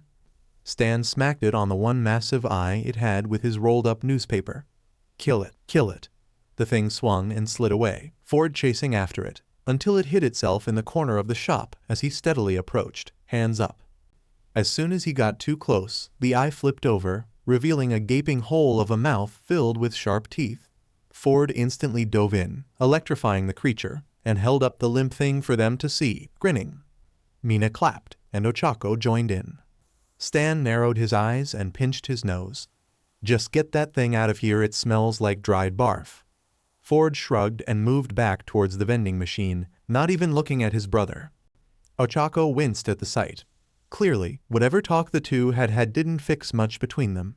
She wondered faintly if the rest of their time here would be the same. No, Ford did agree to help us. We'll get to talk to him at some point, right? Even if not today. Hopefully soon, at least. Mina looked similarly glum, but then perked up. Hey, isn't the season finale of Ducktective airing Friday? That should be fun to watch. Even Stan seemed excited by the reminder. Oh yeah, we're finally gonna know who shot our poor Ducktective. He paused. Or maybe we'll find out next season. Don't know if they'll leave us on a cliffhanger or not. Suze is convinced that it's Ducktective's evil twin brother, Shadow mused, which is frankly ridiculous and totally out of left field. Izuku chuckled. I don't know, I think there've been some signs that it could happen. You just need to look closely for them. If you say so. Mina was relaxing on the couch the next day when Izuku bounded into the living room, face aglow with excitement. Hey, guess what? You know how some brands seem to be slightly different here? Like that whole Pez versus Smee's dispenser thing? He held a box. Well, they also have a Dungeons and Dragons equivalent here. I mean, it seems like there's a bit more math involved, but it's mostly the same. Mina perked up at the idea, immediately interested. Really? That's so cool. I used to play that all the time in middle school. We finished up our last campaign a few months before graduation. Kirishima had been so emotional over the fact that his paladin had died in the final confrontation, so they'd gone out for ice cream together and commiserated over the fact that their journey with their characters was over. She hoped he was doing okay. I've heard of it, but never played it before, Ochako admitted, as Izuku opened the box, pulling out a book titled Dungeons, Dungeons, and More Dungeons. It always seemed like fun. It's a role-playing game, right? Shadow clarified. I don't know much about it other than that. Mina nudged him playfully. Well, now you'll get the chance to learn, or at least learn about this world's equivalent. Anyone up for being DM? DM? Dungeon Master. The storyteller, basically. I can do it, Izuku offered, looking over the other materials that came with the book, including graph paper for map making and dice, which seemed to have more sides than the 20-sided die Mina was used to. The book comes with a one-shot. We can use that to get us started. Mina beamed. Let's get to character making. And it's so nice out, so maybe we could play it outside. Shadow picked up one of the dice and studied it. As long as no gnomes or goats steal the pieces, I don't see why not. What kind of character does a lot of fighting? Ochako asked. I kinda want to play one of those. Oh, you're probably looking for either a fighter or a barbarian. Okay, so talking to the townsfolk was a bust, Mina mused. None of them seem willing to open up. Think they're all in on it? Shadow wondered, absent-mindedly looking over his character sheet. He'd gone with a draconic sorcerer for his character, which was pretty cliché, but Mina couldn't exactly throw stones for her first character. She tried to grab every acid spell in the book. Hard to say for sure, Ochako mused. Maybe we should check the surrounding area? If this probabilitor wizard guy really is kidnapping people, then maybe there are signs of struggle. Or at least, signs of magic or whatever. Mina nodded. We should look around. Even if we don't find anything, I can still cast Detect Magic, just in case. Perception is under Wisdom, right? Izuku nodded in confirmation, and Shadow turned to Mina. You should make the check then. You have the highest Wisdom score. Comes with being a cleric, Mina preened, before rolling her 36-sided die. Right before it landed, however, Gompers clopped over, the goat snatching it up in his mouth. Hey, Gompers, no! She grabbed at the die to try and take it away from him. Come on, I don't want to use super strength on your mouth, let go. She must have pulled a bit too hard, because Gompers released the die just as she was leaning back, and it slipped out of her hands, rolling down between a small hole in the bottom of the shack. Oops! Izuku leapt forward. Hang on, I'll get it. He crawled over to the hole, narrowing his eyes before sticking his hand in and leaning forwards. Hey, guys, I think there's a room down here. Something beneath him collapsed, and he fell into the room with a yelp. The other three exchanged panicked looks, then jumped down after him. Izuku was groaning next to a broken table and a shattered glass case with the creature from earlier this morning sliding out of it. Ochako levitated the creature into the air before it could get away, and Shadow helped Izuku to his feet, the latter holding the fallen die in his hand. "Are you all right?" Izuku groaned. "I'm fine. Just some bruises, but they're already healing." He shook his head and looked around. "We're back in the basement." Sure enough, they were surrounded by familiar machines, in a room they'd spent hours learning about some mysterious backstories in. The realization sunk in. "You mean we could have discovered it just like that all this time?" Shadow said flatly. Mina snorted, taking in the absolute ridiculousness of that fact. Ochako let out a disbelieving huff and rolled her eyes, grinning. Ford," she called out. "We just fell down here, and the container for that cycloptopus broke. I'm holding it right now, but you might want to come quick." There were rushing footsteps, and then Ford was in front of them, blinking at the sight. Hello. I didn't hear the elevator open. How did you get down here?" Shadow pointed up towards where they came in. "Fell through a hole in the side of the shack." Next to him, Izuku chuckled awkwardly. Ford frowned and squinted at the hole. "I'll need to get that fixed up immediately, then. At least now we know the weak spot is there, before anyone less savory tries to find my research using it." He trailed off, eyes finding the die in Izuku's hand. "Is that a 38-sided die from Dungeons and More Dungeons?" Izuku brightened. "Yeah, it is. We were just playing it on the lawn earlier, which is how we ended up down here, since the die rolled away when Gompers tried to eat it.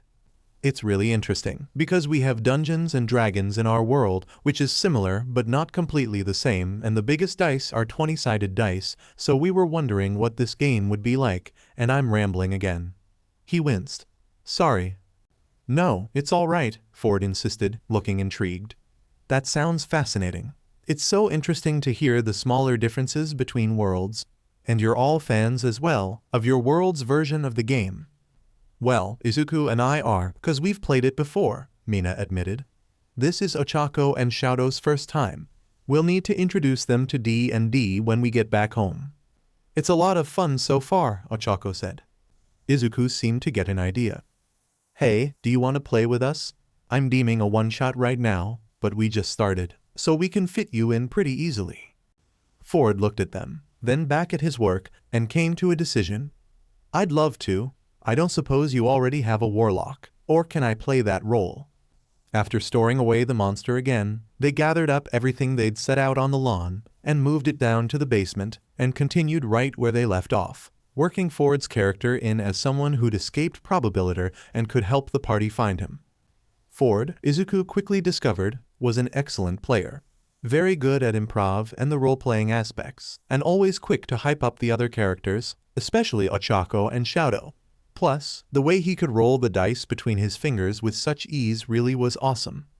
"Have you been able to play this in the last 30 years? Izuku asked curiously, as the players celebrated their clearing of one of the puzzle rooms. I mean you don't have to answer, but you obviously haven't lost your touch." Ford looked pleased. "Thank you. I'll admit, I didn't get to play nearly as much as I would have liked. But there are some other role-play games I found in different universes that kept my skills sharp. And there's this." He reached behind him and pulled out a small dark box, opening it up. Inside was a glowing orb in the vague shape of a die, the sides constantly changing, smaller and bigger, with different symbols showing up each time. An infinity-sided die. "Whoa." Izuku couldn't help but lean forwards, interested. "How does that even work?" Shadow eyed the die warily. "When you say infinity." Ford nodded, grinning slyly. "It really is infinite. Infinite sides means infinite outcomes. If I rolled it, who knows what could happen? Our faces could melt into jelly. The world could turn into an egg," he shrugged. "Or you could just roll an 8. Who knows? That's why these things are outlawed in over 9,000 dimensions." "A very good reason," Ochako agreed. Ford smiled. "Now, should we get back to the game? It seems like we've almost reached probability." Maybe we can hear more crazy game stories from other dimensions later, Mina suggested. I don't see why not, Ford agreed. Izuku held back a grin, going for an innocent smile. Well, I won't say how close you are to probabilitor, but we can certainly dive back in. The next day, they moved up to the living room, as the part of the basement they were in was a bit too small for all 5 of them, and no one wanted to risk playing games in the portal room. They'd entered the chamber to finally confront probabilitor when Stan entered, followed by Candy and Grinda. Stan scanned the room, perplexed. What is all this? Why is there graph paper all over my living room? Ochako blinked, then smacked her head. Oh, right, it's detective now. Sorry guys, we totally lost track of time. Grinda shrugged. It's fine, it happens. What are you doing with all of that paper anyways? Next to her, Candy's eyes widened in recognition. Is that DD&D? You didn't tell me you were playing. Also, she jerked her head towards Ford, obviously confused. Why is there another Mr. Pines here? We just started yesterday, Izuku told her. And that's Stan's twin brother. Ford? Don't mess that up. They all turned to see the 2 brothers glaring at each other. We have a good setup here. And we have a show to watch, Stan shot back. Seriously, you could win a record for world's nerdiest old man. Hey, at least I'm not all keyed up to watch a kid's show. I'll have you know that Detective has a big mystery element, and a lot of humor that goes over kids' heads. The rest of them continued to watch awkwardly as the 2 kept arguing with each other. Ochako turned to their friends with a wince. Sorry about this, it's complicated. Grinda shrugged. Family issues always are. No big deal. We've all got them, Candy agreed solemnly. Did it ever occur to you, Stanley, that if you joined us, you might actually have fun? Ford said, sounding ever so slightly mocking. Stan seemed to notice it too. Now listen here. I will never, ever play your nerd game. With that, he grabbed the dice bag Ford was holding and threw it aside, including the infinity-sided dice. Ochako sucked in a sharp breath. Next to her, Izuku let out a gasp. Candy blinked at them. What's wrong? What did that do? The dice rolled until it came to a stop, with what looked like the image of a wizard facing upwards for everyone to see. A small beam of light shot out and encircled the box cover of their DD&D game, and a second later, Probabilitor himself burst forth into their living room, flanked by an elf ranger, an ogre fighter, and a griffin with its wings spread wide behind him. Mortals of Dimension 46, kneel before me and snivel. Ah, Candy said faintly, so that's what it does. Probabilitor raised his staff. I am Probabilitor, the greatest wizard in all mythology. Give or take an error of 04. Ochako gripped her necklace and stepped slightly in front of Candy and Grinda, even as they all backed away. Mythology? So, are you from DD&D or? How would that work? Izuku wondered. What campaign would he be from? Whose campaign would he be from? Probabilitor shook his head, still grinning with that unsettling mouth of his, too wide to fit any normal person. No, your campaign's Probabilitor is based off of me. Consider it getting inspiration from my dimension. We do play DD&D though, it's quite flattering. And speaking of, he gestured at them with his staff. 4 of you here happen to be excellent players, you, and you. He gestured to Ford, Izuku, Mina, and Candy, respectively. So, you want to play a game with us, since we're so good at it, Mina tried. Probabilitor laughed. Oh, no, I'm going to eat your brains to gain your creativity. Izuku reached for his knife. Shadow's hands lit on fire. Ford pulled an actual gun out from under his coat. Your math is no match for my gun, you idiot. I'm not here to play games, Probabilitor snarked. Math ray. There was a blast of blue light, and then the shack had a hole in the side of it, and Izuku, Mina, Ford, and Candy were being carried off. Now, to the forest, for the ultimate game. There was a long pause, as the remaining 4 of them stared at the space where the others had just been. Stan let out a long sigh. We're going to have to go on an epic wizard quest to get them back, aren't we? Our season finale, Grinda mourned. They're playing a second run later today, Shadow assured her. We'll watch it then. I'd better not get any more fairy bites. Last time, I had to hear their high-pitched voices telling me to, hey, look, listen for a week, Stan muttered. All right, everyone, grab a weapon. He pulled out 2 brass knuckles and put them on. Grenda went into the other room and came back with a metal baseball bat. Shadow picked up Ford's fallen gun, and Ochako grabbed Izuku's dagger. Let's go. For the 4th time in as many minutes, Izuku tested the strength of the ropes holding them up against the tree. Once again, he was disappointed. What even are these things? Mina muttered, having no better luck, despite her strength. How are they so impossible to break? I maxed out their capturing stats, Probabilitor gloated, as he took out a measuring tape and started measuring the sizes of their skulls. Even the strongest barbarian couldn't break through them now. DD&D doesn't work that way, Candy said, offended. Probabilitor leaned closer to measure her, and she tried to bite him, causing him to jerk away his hands. If I had my hands free, I'd break every bone in your face, Ford practically snarled at their captor, who seemed unfazed. The time has come, he crowed. Hot elf, ready the brain cooking pot. The elf rolled his eyes. Yes, Probabilitor. With a flick of his hair, he drew a flaming arrow and lit the bottom of the cauldron on fire. It immediately boiled, pink bubbles floating out of it. Probability turned back to them, a horrible grin on his face. Now, a math problem. When I subtract your brains from your skulls, add salt, and divide your family, what's the remainder? Your butt, Grenda's voice, emerging from the bushes, was loud and clear, and Izuku watched as she smashed a metal baseball bat down on one of the ogre's heads. Shadow, Ochako, and Stan emerged right after her, Ochako stabbing down on the other ogre with Izuku's dagger, causing him to pop out of existence. Probabilitor scowled, throwing up a shield around himself, his captives, and the cauldron. Drat, how did you make it past my 3 guards? Let them go, Shadow threatened, one hand on Ford's gun, the other wreathed in flames. I hear most mathematicians don't do well when chaos is thrown into their equations. And we've got chaos in spades, Ochako agreed. Izuku beamed. They're so cool, aren't they? Mina laughed. Uh-huh. Despite this, Probabilitor didn't look fazed. Fine, you want to save your friends and family. You must first beat me. A Dungeons Battle Royale, real-life edition.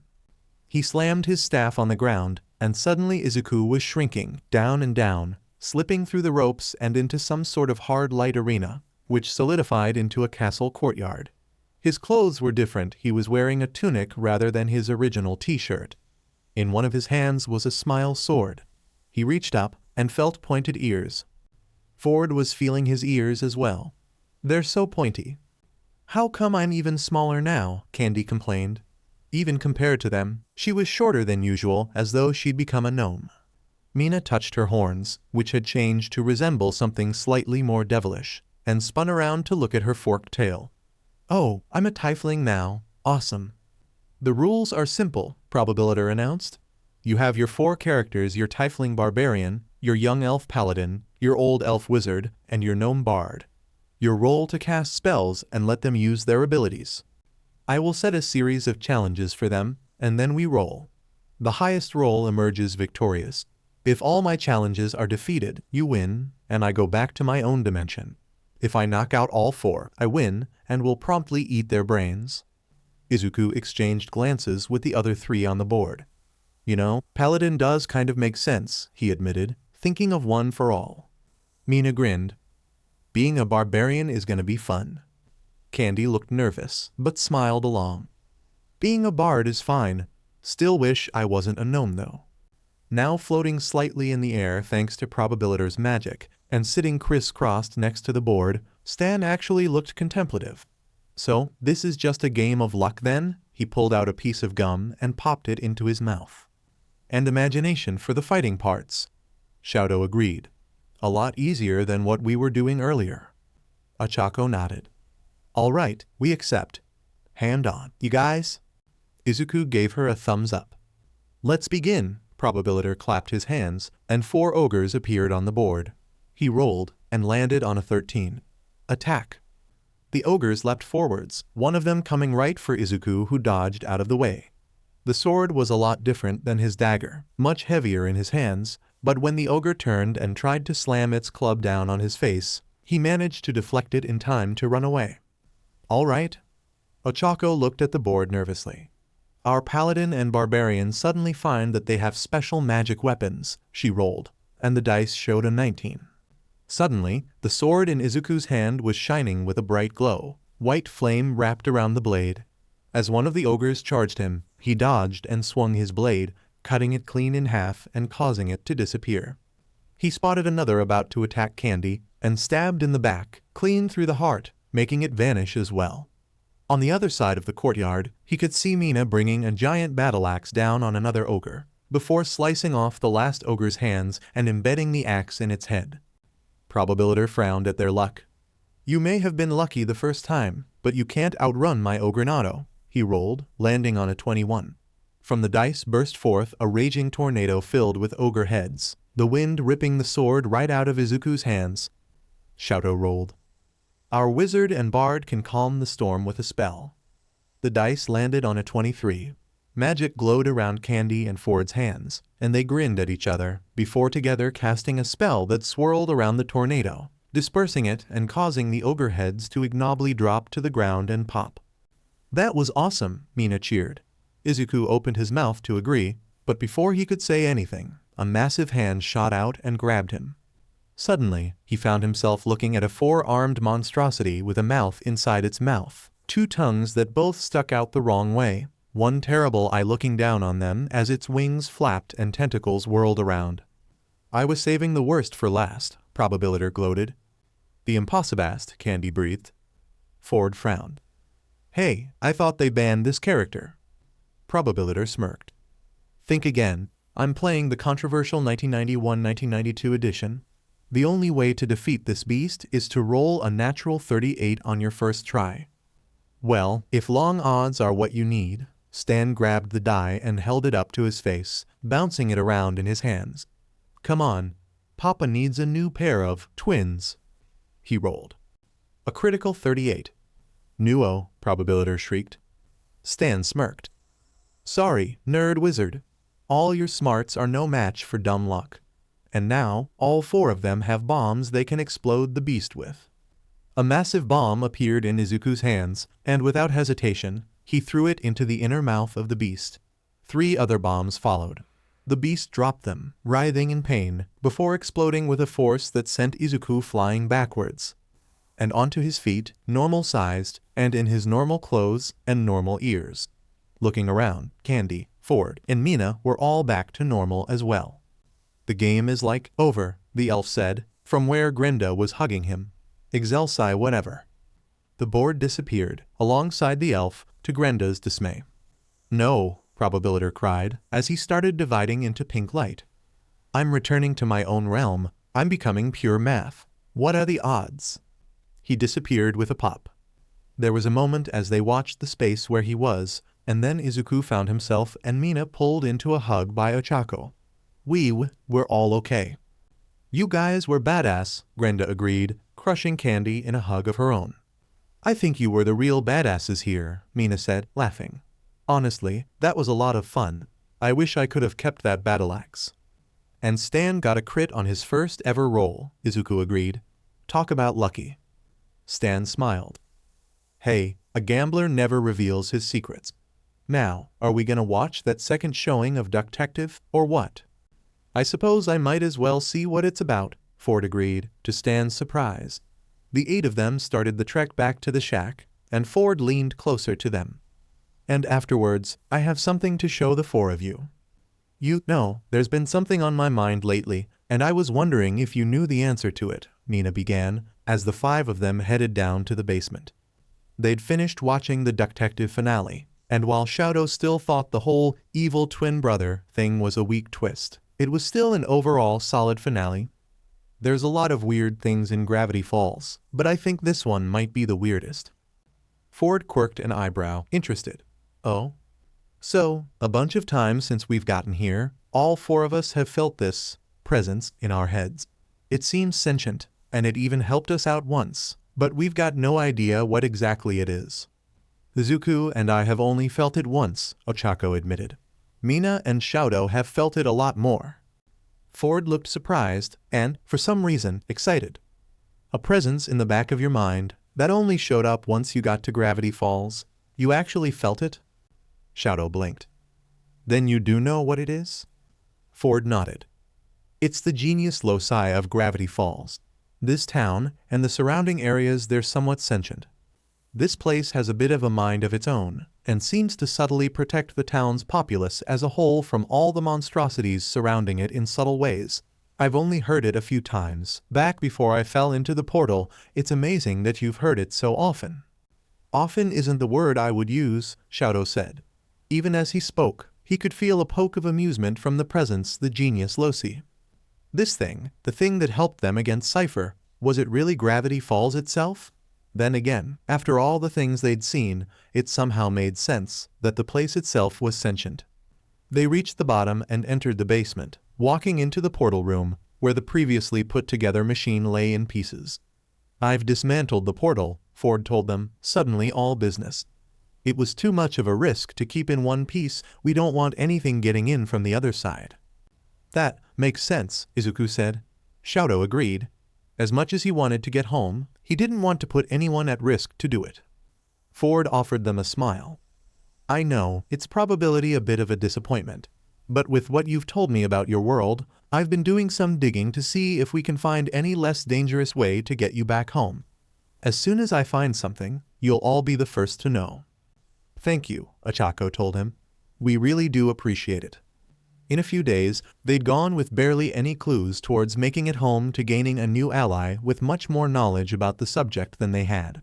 Home had never seemed closer. So why did Shadow feel so uneasy about that? This Justin the Mayor is dead. Mina blinked at the television, which had just been showing a rerun of Tiger Fist. Oh, that's news? Around her, everyone shifted from their lazy positions, paying more attention.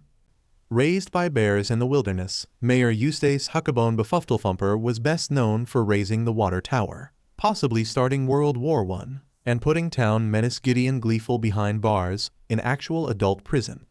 A memorial statue is already being carved in the deceased mayor's honor. The reporter sniffed, putting her hand to her mouth as her coworker comforted her. I'm sorry. It's just been so long since we've had real news. I'm just so happy. There will be a town hall meeting this afternoon to discuss replacing him, her coworker announced. Think we should go to that? Izuku suggested. It could be interesting, especially in a town like this. Maybe I could run, Stan, who was watching from the doorway, mused. You sure you want to deal with all that paperwork? Ochako teased. Stan grimaced at the image. On second thought, no thanks. That stuff is pure evil. It would still be a good thing to keep track of how this election is going, Shadow decided. Just in case some new wacky laws start popping up because the new mayor is another weirdo. Mina smiled. We can all go together, she leaned towards the kitchen. Hey, Ford, do you want to come with us? I'm a bit busy at the moment, Ford's muffled voice responded. Yeah, but it's important, and you can learn more about the current town while we're at it. I suppose so. Mina and Izuku cheered. Stan sighed. The group of them sat down in the small town hall, which was filled to the brim with people, most of whom Shadow recognized by now, even if he didn't know all of them by name. It was wild, how familiar they'd become with the people of Gravity Falls in just a couple months, but then again, Shadow was used to living in a city of millions. Maybe it was weird for a small town. Sheriff Blubbs took the stage and raised his hands to calm the chatter around them. All right, calm down, calm down. We're here to choose a mayor for the first time in almost a century. Deputy Durland fetched an old scroll from the side of the stage and handed it to the sheriff, who opened it, coughing at the dust that was released. According to the town charter, a worthy candidate is defined as anyone who can cast a shadow, count to 10, and throw their hat into the provided ring. Durland brought out a hula hoop and presented it to the crowd at the front of the stage. Those are some pretty low qualifications, Ochako noted. What if the best possible candidate doesn't have a hat? Shadow shrugged. Has there ever been an actual best candidate for any election? Mina snorted. That's pretty pessimistic, Shu. He nodded mildly in acknowledgement of her words. As soon as Durland set the hoop down, a straw hat was thrown into the ring. Everyone turned to see who had thrown it. There, sitting a few rows away from them, was Bud Gleeful, wearing his usual attire, save for a red, white, and blue tie Shadow had never seen before. Out of the corner of his eye, he noticed Ford stiffen. "Now, I do believe I fulfill all of the requirements," Bud noted cheerfully. "Bud Gleeful?" Ochako noted doubtfully. "He looks good, considering we threw his son in jail," Mina tried optimistically. Stan leaned back in his seat. "Ah, that was a good day." "We also busted the cult he was a part of," Izuku noted. "Although I guess he wouldn't remember that one." They watched Bud head up to the front of the stage and stand behind the podium. "Now I know our family's had its fair share of whoopsie-daisies in the past, but I'd like to make up for it by formally announcing my candidacy for mayor of Gravity Falls. Any questions?" Toby determined stood up. "Yes, are you still in contact with Lil Gideon?" "Aw, that's such a great question, Toby. For that, I'm giving you 50% off a used car." Toby's eyes went wide with joy. 50%? 50%. In fact, Bud added, "Everyone, look under your seats. You get half off a used car, and you get half off a used car." Along with everyone else, Shadow reached under his seat and pulled out a manila envelope. Inside was, in fact, a coupon for 50% off a used car at Bud Gleeful's store. He turned to his friend, frowning. He dodged the question about being in contact with Gideon. Ochako narrowed her eyes at the man behind the podium. "I don't know about you, but I have a bad feeling about this guy being in charge of Gravity Falls." "Agreed," Izuku said quietly. Shadow didn't blame him out of all of them. He had to deal with the worst of Gideon. Next to Izuku, Suze shrugged. "I don't know, dude, it's not like we have a lot of good options. Everyone in town is a tad strange. Except, ironically, tad strange." He motioned to a man in a white shirt, tie, and dress pants, who was smiling placidly at the scene around him. "This man isn't just not a good option, he's a bad option," Ford hissed. They turned to see him staring intently at Bud. "I know that tie, that's a mind control device. I made it during my days at Backupsmore. I don't know how someone got their hands on it." All of them froze. "The Gleefuls temporarily took over the shack a little while back," Shadow informed him. "Gideon clearly didn't find the basement, but if the tie was anywhere else in the shack." "Can you track where he's being mind-controlled from?" Izuku asked quietly. "Once we're back home, sure," Ford agreed. "Who is this Gideon anyways, and why was he looking for the basement?" Ochako winced. "We'll tell you later." Bud clearly wasn't done. "Well, since everyone's happy, I'll just take the oath of office right now. Sound good? Gavel up." He raised the gavel on the podium. "Hold it right there," everyone gasped as Stan stood. "Come on, people, are we really going to let Bud Gleeful become mayor? After everything he let Gideon do to us?" "Oh, Stanford, no offense, but you're just some two-bit con artist," Bud tried. "And you dodged the question about being in contact with Gideon," Stan shot back, prompting more gasps. He turned to the crowd. "Are we really going to let Gleeful win, or are we going to have a real election?" His statement was met with cheers. Tyler was the first to act. With a "get in there" hat, he tossed his baseball cap into the ring, which was followed by about a dozen other hats. Stan sat back down, grinning. "Ah, it's nice to have the townsfolk on my side instead of Gleeful's. Such a nice change from earlier this summer." "And when we get home, we can track the tie he's wearing," Shadow said. "Pretty sure there's only one person who could have the controller." As they were making their way out, everyone chanting for the elections to start, Bud suddenly passed them, grabbing Stan's shirt as he went. "I was going to let bygones be bygone, Stanford, but you just made a powerful enemy. I'll win either way, and I really doubt you'll like the Gravity Falls you wake up in." Ford narrowed his eyes, grabbing Bud's arm and twisting it off Stan. "Touch him again, and you won't like how you wake up tomorrow," he hissed. Stan blinked at his twin, surprised. Izuku stepped forwards. "You'd better go," he said firmly. "And remember that we're only your enemies since you made us your enemies." Next to him, Ochako glared, and Mina crossed her arms. Shadow moved himself slightly in front of Stan, and Suze stood at the man's side. Realizing he was heavily outnumbered, and that he'd just made quite a few people angry in a town that found violence rather amusing, Bud hastily backed off. Of course, he smirked and walked past. We'll just see how the election goes, then. Too bad you didn't enter Stanford. You might have had a chance. Oh, then again, knowing you know, you wouldn't have. There was a moment of silence where they all watched him leave. Durland lit a cannon and fired it, as Blubs laughed. Let the madness begin. I traced the signal, Ford announced, as the mystery crew made their way to the basement. It's coming from inside the Gravityfalls prison. So it is Gideon, Izuku confirmed grimly. Just the thought sent his stomach churning. After everything Gideon had done to hurt his friends, how he'd been helpless when the Gideon bot had grabbed him, he understood a spoiled kid, not having an understanding of what friendship was and becoming possessive as a result. Especially considering Izuku doubted he'd had any real friends before. That didn't excuse everything he had done. Especially this. Izuku didn't know how complicit Bud was, but mind control, that was one power Gideon really shouldn't have. He must have snuck the controller into prison with him, Shadow agreed. As long as he can control his father, we'll have a problem on our hands. So, what do we do then? Ochako wondered. We need to get the controller away from him, right? Do you think there's someone we can ask who could check him for it? Mina shook her head. Wouldn't they have found it by now, if that was the case? But what other options do we have? Ochako's voice rose slightly. What can we do? Break into prison and steal it back. There was a long pause as they all let those words sink in. And, to Izuku's surprise, the others were considering it just as much as he was. Shadow shrugged. We did already fight and escape government agents, he pointed out. What's breaking into a prison to ensure a prisoner can't escape compared to that? And if Gideon can control someone from the outside, I'll bet he's looking to use that to escape. Especially with his father running for mayor, who could pardon him. And that made a disturbing amount of sense.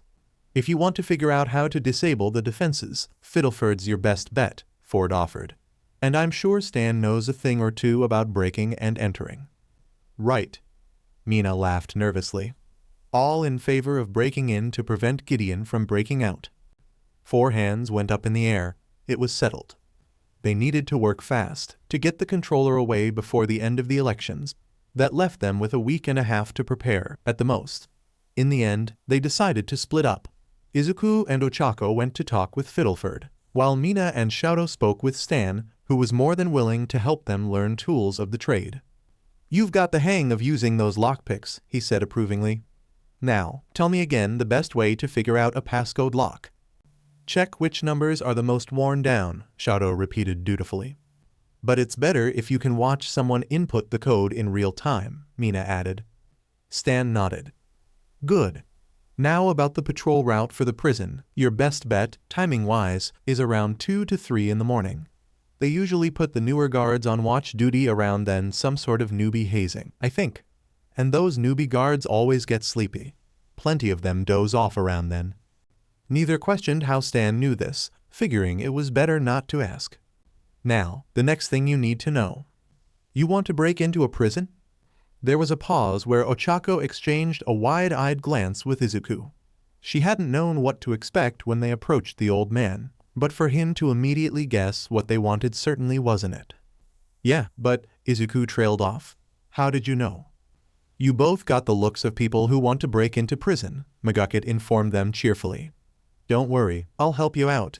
Least I can do for you kids. And you got good judgment. I'm sure there's a reason you want to go breaking into someplace like that. Right, thanks. Ochako managed a smile. That would be great. Alrighty then, Megakit pulled out a computer from behind some metal scraps. Let's get started. So, we've got our plan. It was 5 days later, and the group of them were gathered in the attic, surrounded by maps and notes. Izuku was typing away on the laptop Megakit gave them, motioning to different parts of the prison layout, which Mina circled on the map they'd drawn. Based on everything Stan's told us, combined with the information we've gotten from staking out the prison a bit, the best place to enter is here. Mina tapped a small section on the roof of the jail. Ochako can get us up there, as long as we can make sure no one notices the glow. We should bring some gear for that, just in case, Shadow agreed. I'm sure the grappling hook will come in handy if we can't use Ochako's levitation. Once we're inside, the issue will be escaping notice until we can get to Gideon's cell. I can cut the cameras before we enter, or run them on a loop, Izuku offered. He'd been practicing with Magakut these past few days and found it was surprisingly easy to learn. Actually, running them on a loop would be best. That way it'll be less likely for people to notice that something is wrong than if the cameras were cut entirely. Who knew you'd be so good at this? Mina joked, punching Izuku's arm lightly. Guess we've got a budding hacker on our hands. Izuku blushed at the compliment, ducking away. And not really, it just wasn't too hard to figure out once Magakut explained it to me. Yeah, 'cause you're a genius, Ochako added brightly. Izuku buried his face in his hands, tomato red. Shadow frowned at their plans. We shouldn't waste any more time. The campaigns have been ramping up, and Gleeful is doing well. We need to get this done as soon as possible. Izuku nodded. Tomorrow night, then, we'll be ready. After sneaking past federal agents, avoiding the notice of some young prison guards who weren't on alert was easy. Ochako floated them up onto the roof as the nearest guards dozed slightly at their posts. That was issue #1 cleared. Once on the roof, Izuku pulled out the laptop, newly painted in black. It might have been overkill, but since they'd all gotten black clothes for this mission, it felt fitting to complete the aesthetic. And cameras are running loops. We can head in. Mina gave him a thumbs up, and he grinned back at her. Izuku pulled his hood up, and Ochako adjusted her mask, before they made their way over to the door on the roof, and Shadow picked the lock, before carefully opening it without making too much noise. The four of them slipped inside the prison. Now came the tricky part. They wouldn't just need to worry about patrolling guards, but any prisoners that could wake up and make noise upon spotting them. Izuku could see most dozing away, but they made sure to stick to corners and shadows anyways, and duck beneath any windows the prisoners could see through. We need to take a right here wait. Everyone froze, and in the silence, they could hear footsteps coming towards them. Izuku tucked himself into the corner, the others following suit, as two guards came closer and closer towards them. Did you hear what Dr. Miller had to deal with yesterday? A voice rang out, growing steadily louder. He says if he has to work with Lil Gideon one more time, he'll pack his bags and quit. Doesn't help that the other prisoners practically worship him, another voice responded. Honestly, it's a little scary. He's just a kid, right? How did he even do that? Izuku couldn't see the others' faces, but he suspected they were feeling the same apprehension as he was. Ochako extended her hand slightly, and Mina shifted in front of her to hide the glow. Somewhere, down the opposite corridor, there was a crash, like something heavy had fallen to the floor. You hear that? One of the guards asked the other. Hard not to. We'd better check it out, just to be sure. Think the boss will notice we left our patrol route? Nah, shouldn't take too long. The voices and footsteps slowly faded away, and Izuku let out a silent sigh. They continued on their way. Right, left again, and then they were at Gideon's prison room. Izuku steadied his nerves. It was going to be fine. Shadow picked the lock, and they all quickly moved inside. As soon as he heard the door, Gideon's eyes started to open. Mina moved forwards and slapped her hands on his mouth, while Ochako held his hands behind his back. Gideon's eyes shot open, and he squirmed behind Mina's grip, trying in vain to call out. Hurry up and find it, you guys, Mina hissed. He's licking me. Ochako and I can search the room, Izuku decided. Shadow, can you search Gideon? Sure. Shadow moved over to Mina and Gideon, and Izuku examined the cell. There wasn't much to say about it, it was pretty plain, save for the weird poster that showed a kitten hanging off of a tree branch. Is this a camera? Wait, it's two ways, so you have been talking to him, Ochako noted, from her side of the room. Not what we're looking for, but definitely something. Out of curiosity, Izuku pulled the poster off the wall, wondering if anything was hidden behind it. And behind it. That was the cipher wheel. Izuku's heart leaped into his chest for a moment, and behind him, he could hear Shadow's sharp intake of breath. Shaking slightly, he inhaled deeply and looked closer. It was the wheel, sure, but some of the symbols seemed to be out of place. Gideon must not remember it well enough. He'd made some mistakes while drawing it. Still, better safe than sorry. Izuku smeared the chalk on the wall until the wheel was completely gone, to Gideon's muffled complaints. Found it. They looked toward Shadow, who was holding a tie in his hand. He hid the controller in his hair. He pulled out a torn page of one of the journals. Along with this, it's a possession spell. In case things went wrong, I'm assuming. Mina snorted. No wonder they didn't find it. It's so unnaturally big. Let's get out of here then. There was a pause as they all looked at Gideon, who stared back, fury in his piggy eyes. He would scream as soon as Mina removed her hand, and they knew it. Ochako walked over. Sorry about this. She paused, looked at Izuku, then back to Gideon. Actually, you know what? No, I'm not. With that, she knocked him out cold. Izuku replaced the poster exactly how he had found it. Ochako floated Gideon onto his bed, and the four of them left the cell, heading back towards the exit. In the end, the winner of this election not only won the popular vote by a slight margin, but was the only candidate to fill out their paperwork, Tyler Cutabiker.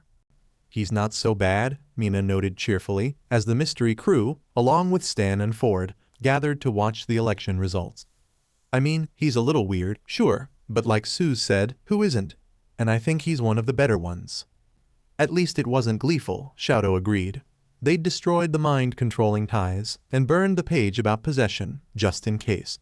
Shortly afterwards, Bud's campaign hit a downward spiral, and in the end, he was barely even in the running. We still need to worry about Gideon making a deal, Izuku murmured quietly. We erased the wheel and took the chalk, but he can easily get more. Ochako hummed in agreement, watching Shadow carefully. He seemed all right, but she couldn't help but notice the way he clutched his bandaged arms. At this point, the best we can do is be on our guard, I think. Mina gripped his shoulder, pulling him slightly closer. Hey, if anything happens, we'll be ready. Shadow nodded slowly. Yeah, we will. You think Stan has any decent board games? Shadow wondered, as Izuku opened the closet door. These don't look like they've been touched for ages. Just because they're old doesn't mean they're bad, Izuku pointed out, as he dusted some of the games off to read their titles. I mean, Monopoly is still pretty popular, and that was invented centuries ago. Now let's see battle chutes and ladder ships, Necronomicanopoly. Don't wake Stalin, what could go wrong? The game? He squinted at the cover. The last players who opened this box never made it out alive. No thanks, Shadow said simply. Yeah, maybe not a great way to spend the next 30 minutes. Emergency meeting, emergency meeting. They both turned towards the sound of Ford's voice, then back to each other. Shadow raised an eyebrow, and Izuku shrugged, before putting the board game he was holding back in the pile. They headed over to the kitchen, where Ford was placing a large black bag on the table, his expression harried. Next to the bag was a stack of old scrolls. About a minute later, Ochako and Mina arrived as well, and Ford seemed to notice the four of them. Ah, children. Come in, come in. What's going on? Izuku asked, as they gathered around the table. Not that we're not interested or anything, but this is pretty sudden. Yes, I'm sorry for the suddenness of this all, but it is rather important. Ford unfolded one of the scrolls and held it up to show them. Do any of you recognize this symbol? On that scroll was Bill's cipher. Izuku sucked in a breath. Next to him, Shadow stiffened, and Mina glared at the image. Cipher, Ochako said shortly. Yeah, we know him. Ford lowered the scroll, surprise coloring his face. You know him? We've personally dealt with him twice this summer, Izuku explained softly. The first time, well, it wasn't Shadow's fault, but Cipher kind of tricked him and stole his body for a bit. Shadow lifted up a bandaged arm, and Ford's eyes widened in understanding. The second time, he tried to invade Stan's mind, and we managed to chase him out. He could see anger flit across Ford's face at the mention of Stan being in danger, but the man managed to keep his cool. Gideon was trying to summon him again, Mina added. We saw the summoning wheel on the wall when we broke into his prison cell. Bill did mention he was making deals, Ford murmured to himself. Then he frowned. Again? Gideon has summoned him before? Mina nodded. He was the one who summoned Cipher to invade Stan's mind in the first place. He wanted to know the code to the safe so he could steal the deed to the shack. We stopped Cipher, so he ended up using dynamite instead. I see. Ford seemed to take all of this in. The fact that you've dealt with Bill is gravely serious. So is the fact that this Gideon is so intent on summoning him again. So you do know him, Shadow confirmed. We saw your warning in the journal, and you seem to know a lot about him. You said he was making deals. I had my own encounters with him before I went through the portal, Ford admitted. And Bill attempted to invade my dreams last night. He's clearly making his move again. His powers are getting stronger, and if he pulls off his plans, no one in this universe will be safe. No one in this universe. Izuku had already known it was serious. From their first encounter with the being, he'd known everything to do with Cypher was serious. His powers were terrifying and chaotic, to the point where Shadow couldn't control the fraction of power he'd gotten. But this? What can we do to stop him? He asked softly. Ford opened another scroll, which turned out to be a map of the shack. For starters, there should be a way to shield us from his mental tricks. A way to Bill-proof the shack, so to speak. He started murmuring to himself as he marked places on the map. All I'd have to do is place moonstones here, and here sprinkle some mercury, let's see. A thought seemed to strike him, and his expression darkened. Oh, right. We'll need unicorn hair. Izuku exchanged glances with his friends. Is that hard to get? It's hopeless, Ford sighed, pulling out the first journal. Unicorns reside deep in an enchanted glade, and their hairs can only be obtained by a pure, good-hearted person who goes on a magical quest to find them. There was a pause, and then everyone turned to Izuku. Ochako smiled.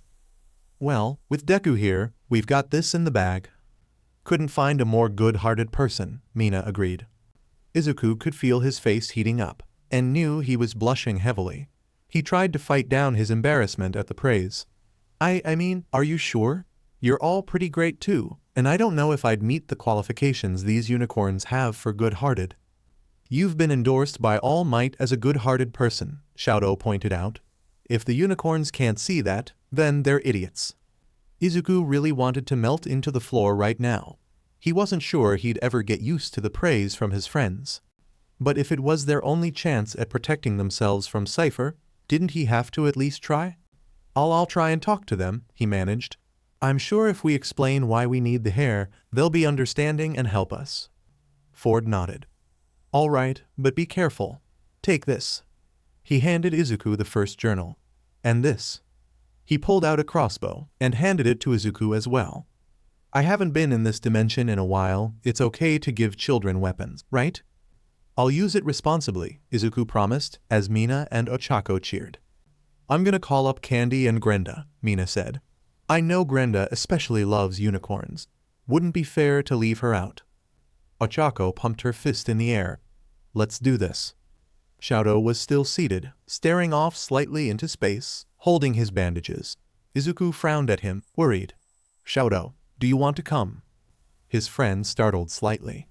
No, that's all right. You three go without me. Mina immediately frowned. Are you sure? I can stay with you. Thanks, but you should go. He nodded at her gratefully. I'll be fine. I just need to regain my bearings, I guess. Ford hesitated, then rested a hand on Shadow's shoulder.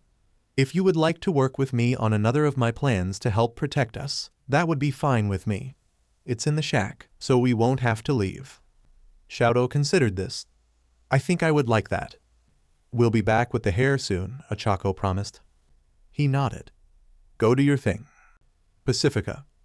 Pacifica gave the three of them an awkward wave. Hey. We exchanged numbers after the party, Candy said cheerfully. She was over at my house when we got the call. I thought she could come along. Ochako looked at the other two and shrugged, before smiling at Pacifica. Sounds fine to me, then. You up for finding some unicorns?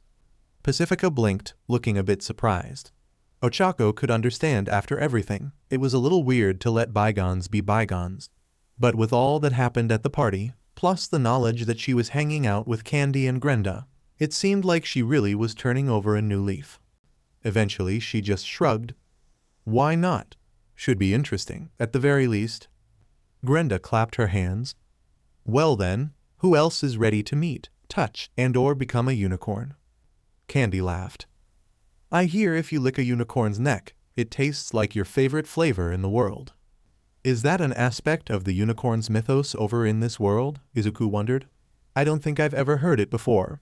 Then again, I never did a ton of research into unicorns, so maybe I just missed it. Ochako smiled fondly as her friend trailed off, muttering to himself. The forest around them was getting brighter with some sort of strange sparkle. Pink butterflies flitted around Ochako's feet, and one landed on Mina's horns. Out of the corner of her eye, Ochako was pretty sure she could see the fluvius Cantus River flowing by, and made a mental note to steer clear. Eventually, they passed through an arc covered in bluebells, and looked out upon a very magical-looking clearing, covered in strange stones. This should be the part of the forest we're looking for, Izuku said, checking the journal. Let's see. The Gnome Tavern is over there. The Fairy Nail Salon is over there. Aha! It says here that to summon the unicorn, one must bellow this ancient chant, droned only by the deepest-voiced druids of old. On it, Grenda took the book from Izuku, stepped forwards, and began chanting. Beneath them, the ground rumbled, and one of the circles of stones rose from the ground, revealing that underneath was a glistening stone wall, and a massive bejeweled golden door, shimmering in the sunlight. It was an awe-inspiring sight. Even Pacifica's mouth hung open for a moment. Ochako took a second to gather her bearings. Everyone ready to head in? Izuku took a deep breath. Yeah, let's do this. They opened the doors, and pink and purple butterflies, each giving off their own slight glow, fluttered out. Inside, sitting on a rock next to a tiny waterfall that reflected a rainbow over it just right, was a unicorn, white-furred, rainbow-haired, and elegantly poised. The paintings airbrushed on the sides of vans were true, Candy whispered, looking a bit giddy. Oh my gosh, she's so pretty, Mina gushed. Or maybe he? Either way, super cool. They stepped into the glade proper, a small satyr playing a cheerful tune to their entrance. The unicorn shook its mane before speaking in a feminine voice. Her horn glowed, and the words connected in Ochako's mind. Halt, visitors to my realm of enchantment. Izuku stepped forwards nervously. Hello, I'm Izuku, and this is Mina, Ochako, Grenda, Candy, and Pacifica. Can I ask for your name? I am Celestibelibithabel, and I am the last of my kind, the unicorn responded. Pacifica frowned suddenly at this, and Ochako took note of it. Come in, just take off your shoes. I have a thing about shoes. They all slipped off their shoes, some with more trepidation than others, and came closer. Celestibelibithabel, Izuku said slowly, careful to pronounce it right. Our friends are home. It's in serious danger from well, it's sort of a demon thing, but it's threatening the whole world, and we're trying to stop it. We were told that a lock of unicorn hair could help protect us from this thing. I'm really sorry to ask, but could we have just a bit of hair? Celestibelibithabel considered this. Very well, to receive a lock of my enchanted hair, the one with the purest heart must step forwards. Ochako nudged Izuku forwards, and he gave a nervous smile. The unicorn reeled back. What? You? I can see into your heart, child, and you have done wrong. Wrong, I say. Ochako frowned, taken aback. Wait, what? Deku? You've got to be mistaken. Izuku flinched and opened his mouth, but before he could say anything, Pacifica covered it. Tell us what he's done wrong, then go on. Well, he's hanging around an empty-hearted girl like you, for one, Celestibelibithabel said, almost snidely. This time it was Pacifica's turn to flinch, and Ochako only felt more indignant. I told you, a unicorn can see into a person's heart. Are you doubting me? That alone says you all have something to hide. Your bad deeds, they make me cry. A rainbow tear fell from her eyes and onto a flower, which wilted instantly. Hey, Izuku's the most pure-hearted person around, Mina snapped. Maybe your horn sensor thing is wrong. Please, we really do need the hair for protection. Maybe you see something wrong, but isn't the genuine need to protect ourselves and our friends enough? Izuku's voice cracked a bit with desperation. My horn is never wrong. It is you who have committed wrongs. Leave my presence, and don't come back until you are pure of heart, Celestibelibithabel whinnied. Exit is that way, please. Remember to take your shoes. Ochako put her shoes back on and shot the unicorn one last glare as they left, the doors shutting behind them. Immediately, Izuku wilted. I'm so sorry, guys. You were counting on me, and I guess I'm really just not. How good you are has nothing to do with it, idiot, Pacifica interrupted. eyes narrowed at the glade behind them. That whole thing was a scam, couldn't you tell? The others stared at her, wide-eyed. Ochako frowned. Now that you mention it, something was a little weird. I just couldn't put my finger on it. If it hurt or anything to cut her hair, she would have just said so. Denying people in danger protection just because they don't meet some arbitrary standard of goodness doesn't sound pure-hearted to me. Not just that. There was the last of my kind comment. For starters, Pacifica explained. That's what tipped me off. Why would someone so easily call themselves the last of their kind to total strangers? And with such a nonchalant attitude. Wouldn't they have, I don't know, complicated feelings about that? Then there was the fact that she never actually said what she saw wrong about Izuku, even when prompted. She tried to make us doubt ourselves, and then got really insistent at the end, before making us leave. You're saying the unicorn is a con artist, Grenda noted flatly. Pacifica shrugged. Oh, come on. You three live with one, don't you? You really didn't notice? No, now that you mention it. The pieces were clearly fitting together for Izuku as they had for Ochako, now that the hurt and anxiety had faded. That did really sound like a scam, especially the things you mentioned. But we do still need that hair, don't we? We'll just need to get it another way then, Mina decided. She grinned at them. If Miss Prissy Unicorn is gonna use cheap tricks, then why can't we? Usually, when they took the elevator to the basement, they went down to the 3rd level. This time, however, they only went down to the 2nd. The door opened, and inside was a somewhat cozy-looking study with a large machine at the back of it. Welcome to my private study, Ford announced as they entered.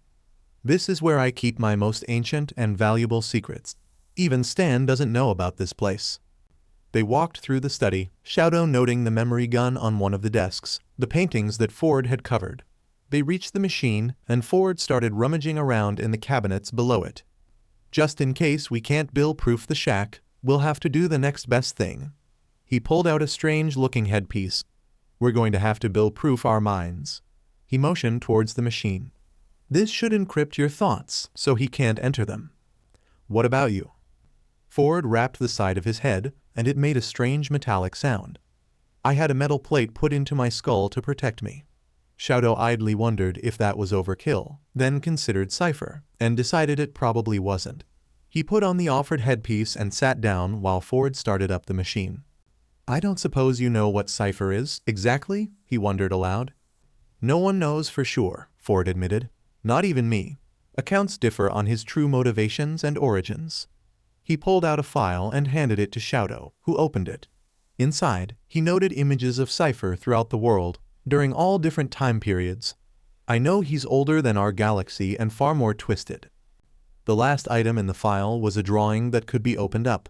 Shadow did so, and noticed the 3 sections: Nightmare Realm, Mindscape, and Our World.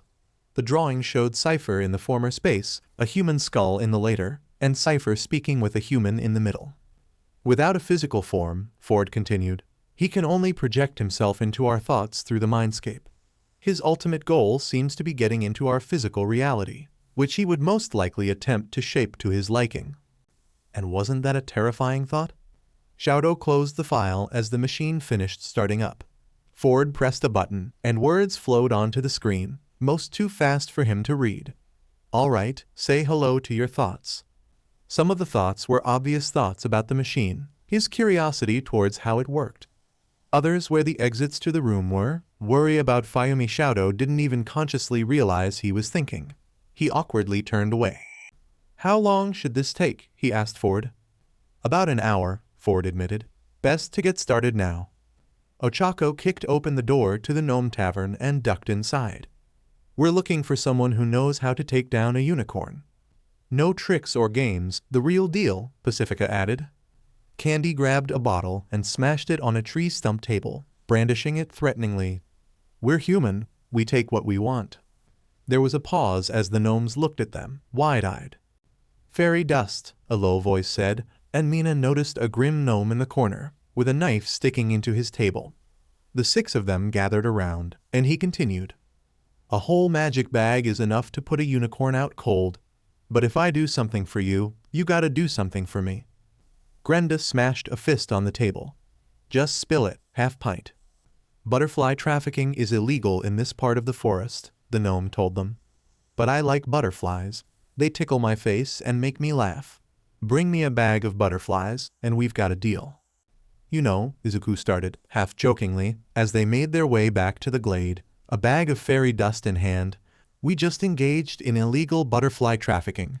I don't think any of us are pure of anything anymore. Mina waved him off. Meh, it's for the greater good. And Celesta something deserves it anyways. They snuck into the glade to see Celesta reading a book while her satyr played nice tunes for her. I wish I could travel, she was saying, but it's just not feasible in this economy. Mina chucked one of the fairy dust bags at her. Seconds later, she was out cold. The panicked satyr tried to play an emergency tune, but Grenda stuffed a chloroform towel in his mouth. Sleep now, sleep. Mina bent down to the unicorn, taking the offered lock of hair from Ochako, and held it up to cut it off. Hey, what do you think you're doing? Mina looked up. Underneath her, Celesta jolted awake. Two more unicorns emerged into the glade, one in soft greens, the others in pinks and purples. Put down the hair, man, one of them said in an accent Mina couldn't place. That's just rude. Before Mina could pin her down, Celesta shot up and backed away. Those little brats. Oh, are you going to try to scam us as well, then? Pacifica scoffed at them. Or do you have a better hobby than she does? The two new unicorns paused, and one rolled their eyes. Oh, she's pulling that con again. Yeah, that's pretty messed up. Izuku paused. So, about the hair we need to protect ourselves. Oh, you still can't have that, one of the new unicorns told him. You think we just give that stuff out cause some dumb human needs it to save their family, or whatever sob story you have? Get real. Celesta laughed at their expressions. So now you know our secret.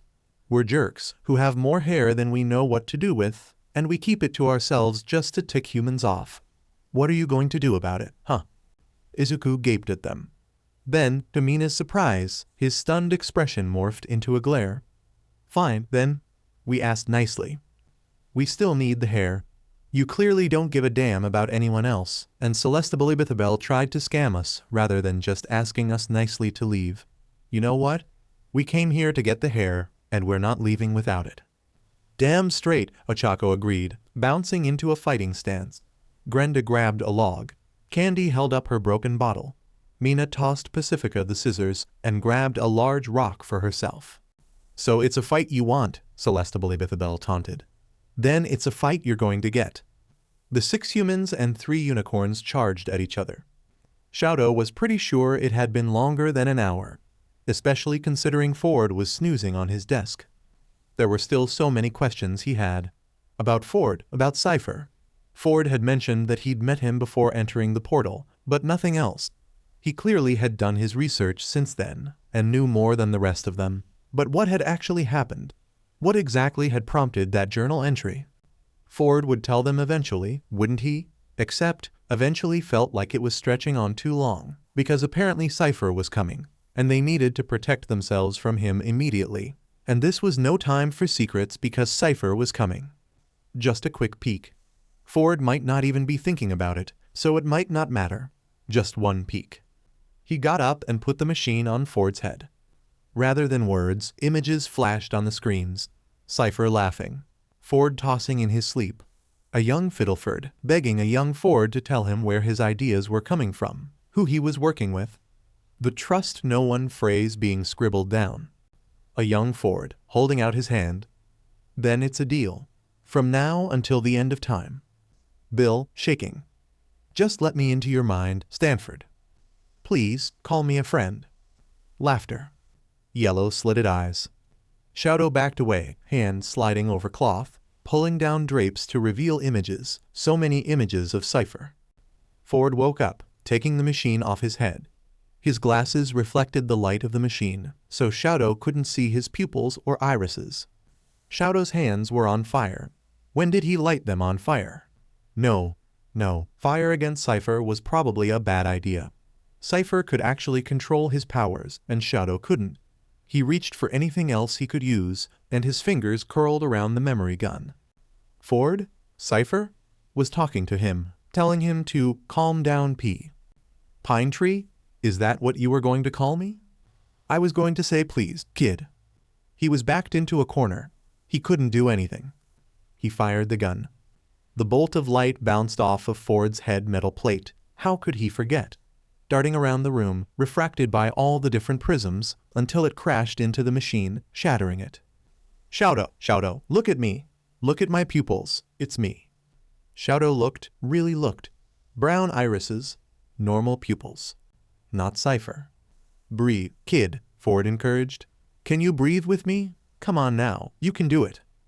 Shadow took one breath, then another, then some more.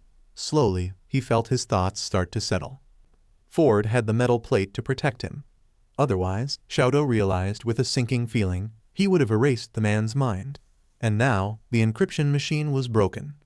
Just like the laptop. He'd screwed it up again. Useless. I'm so sorry, he managed. It's all right, Ford insisted, smiling gently. You were panicking. If I didn't have the plate and Bill had gotten in, you would have done great. Heaven knows I wish I'd had that instinct when I was younger. I didn't, Shadow muttered. Not at first.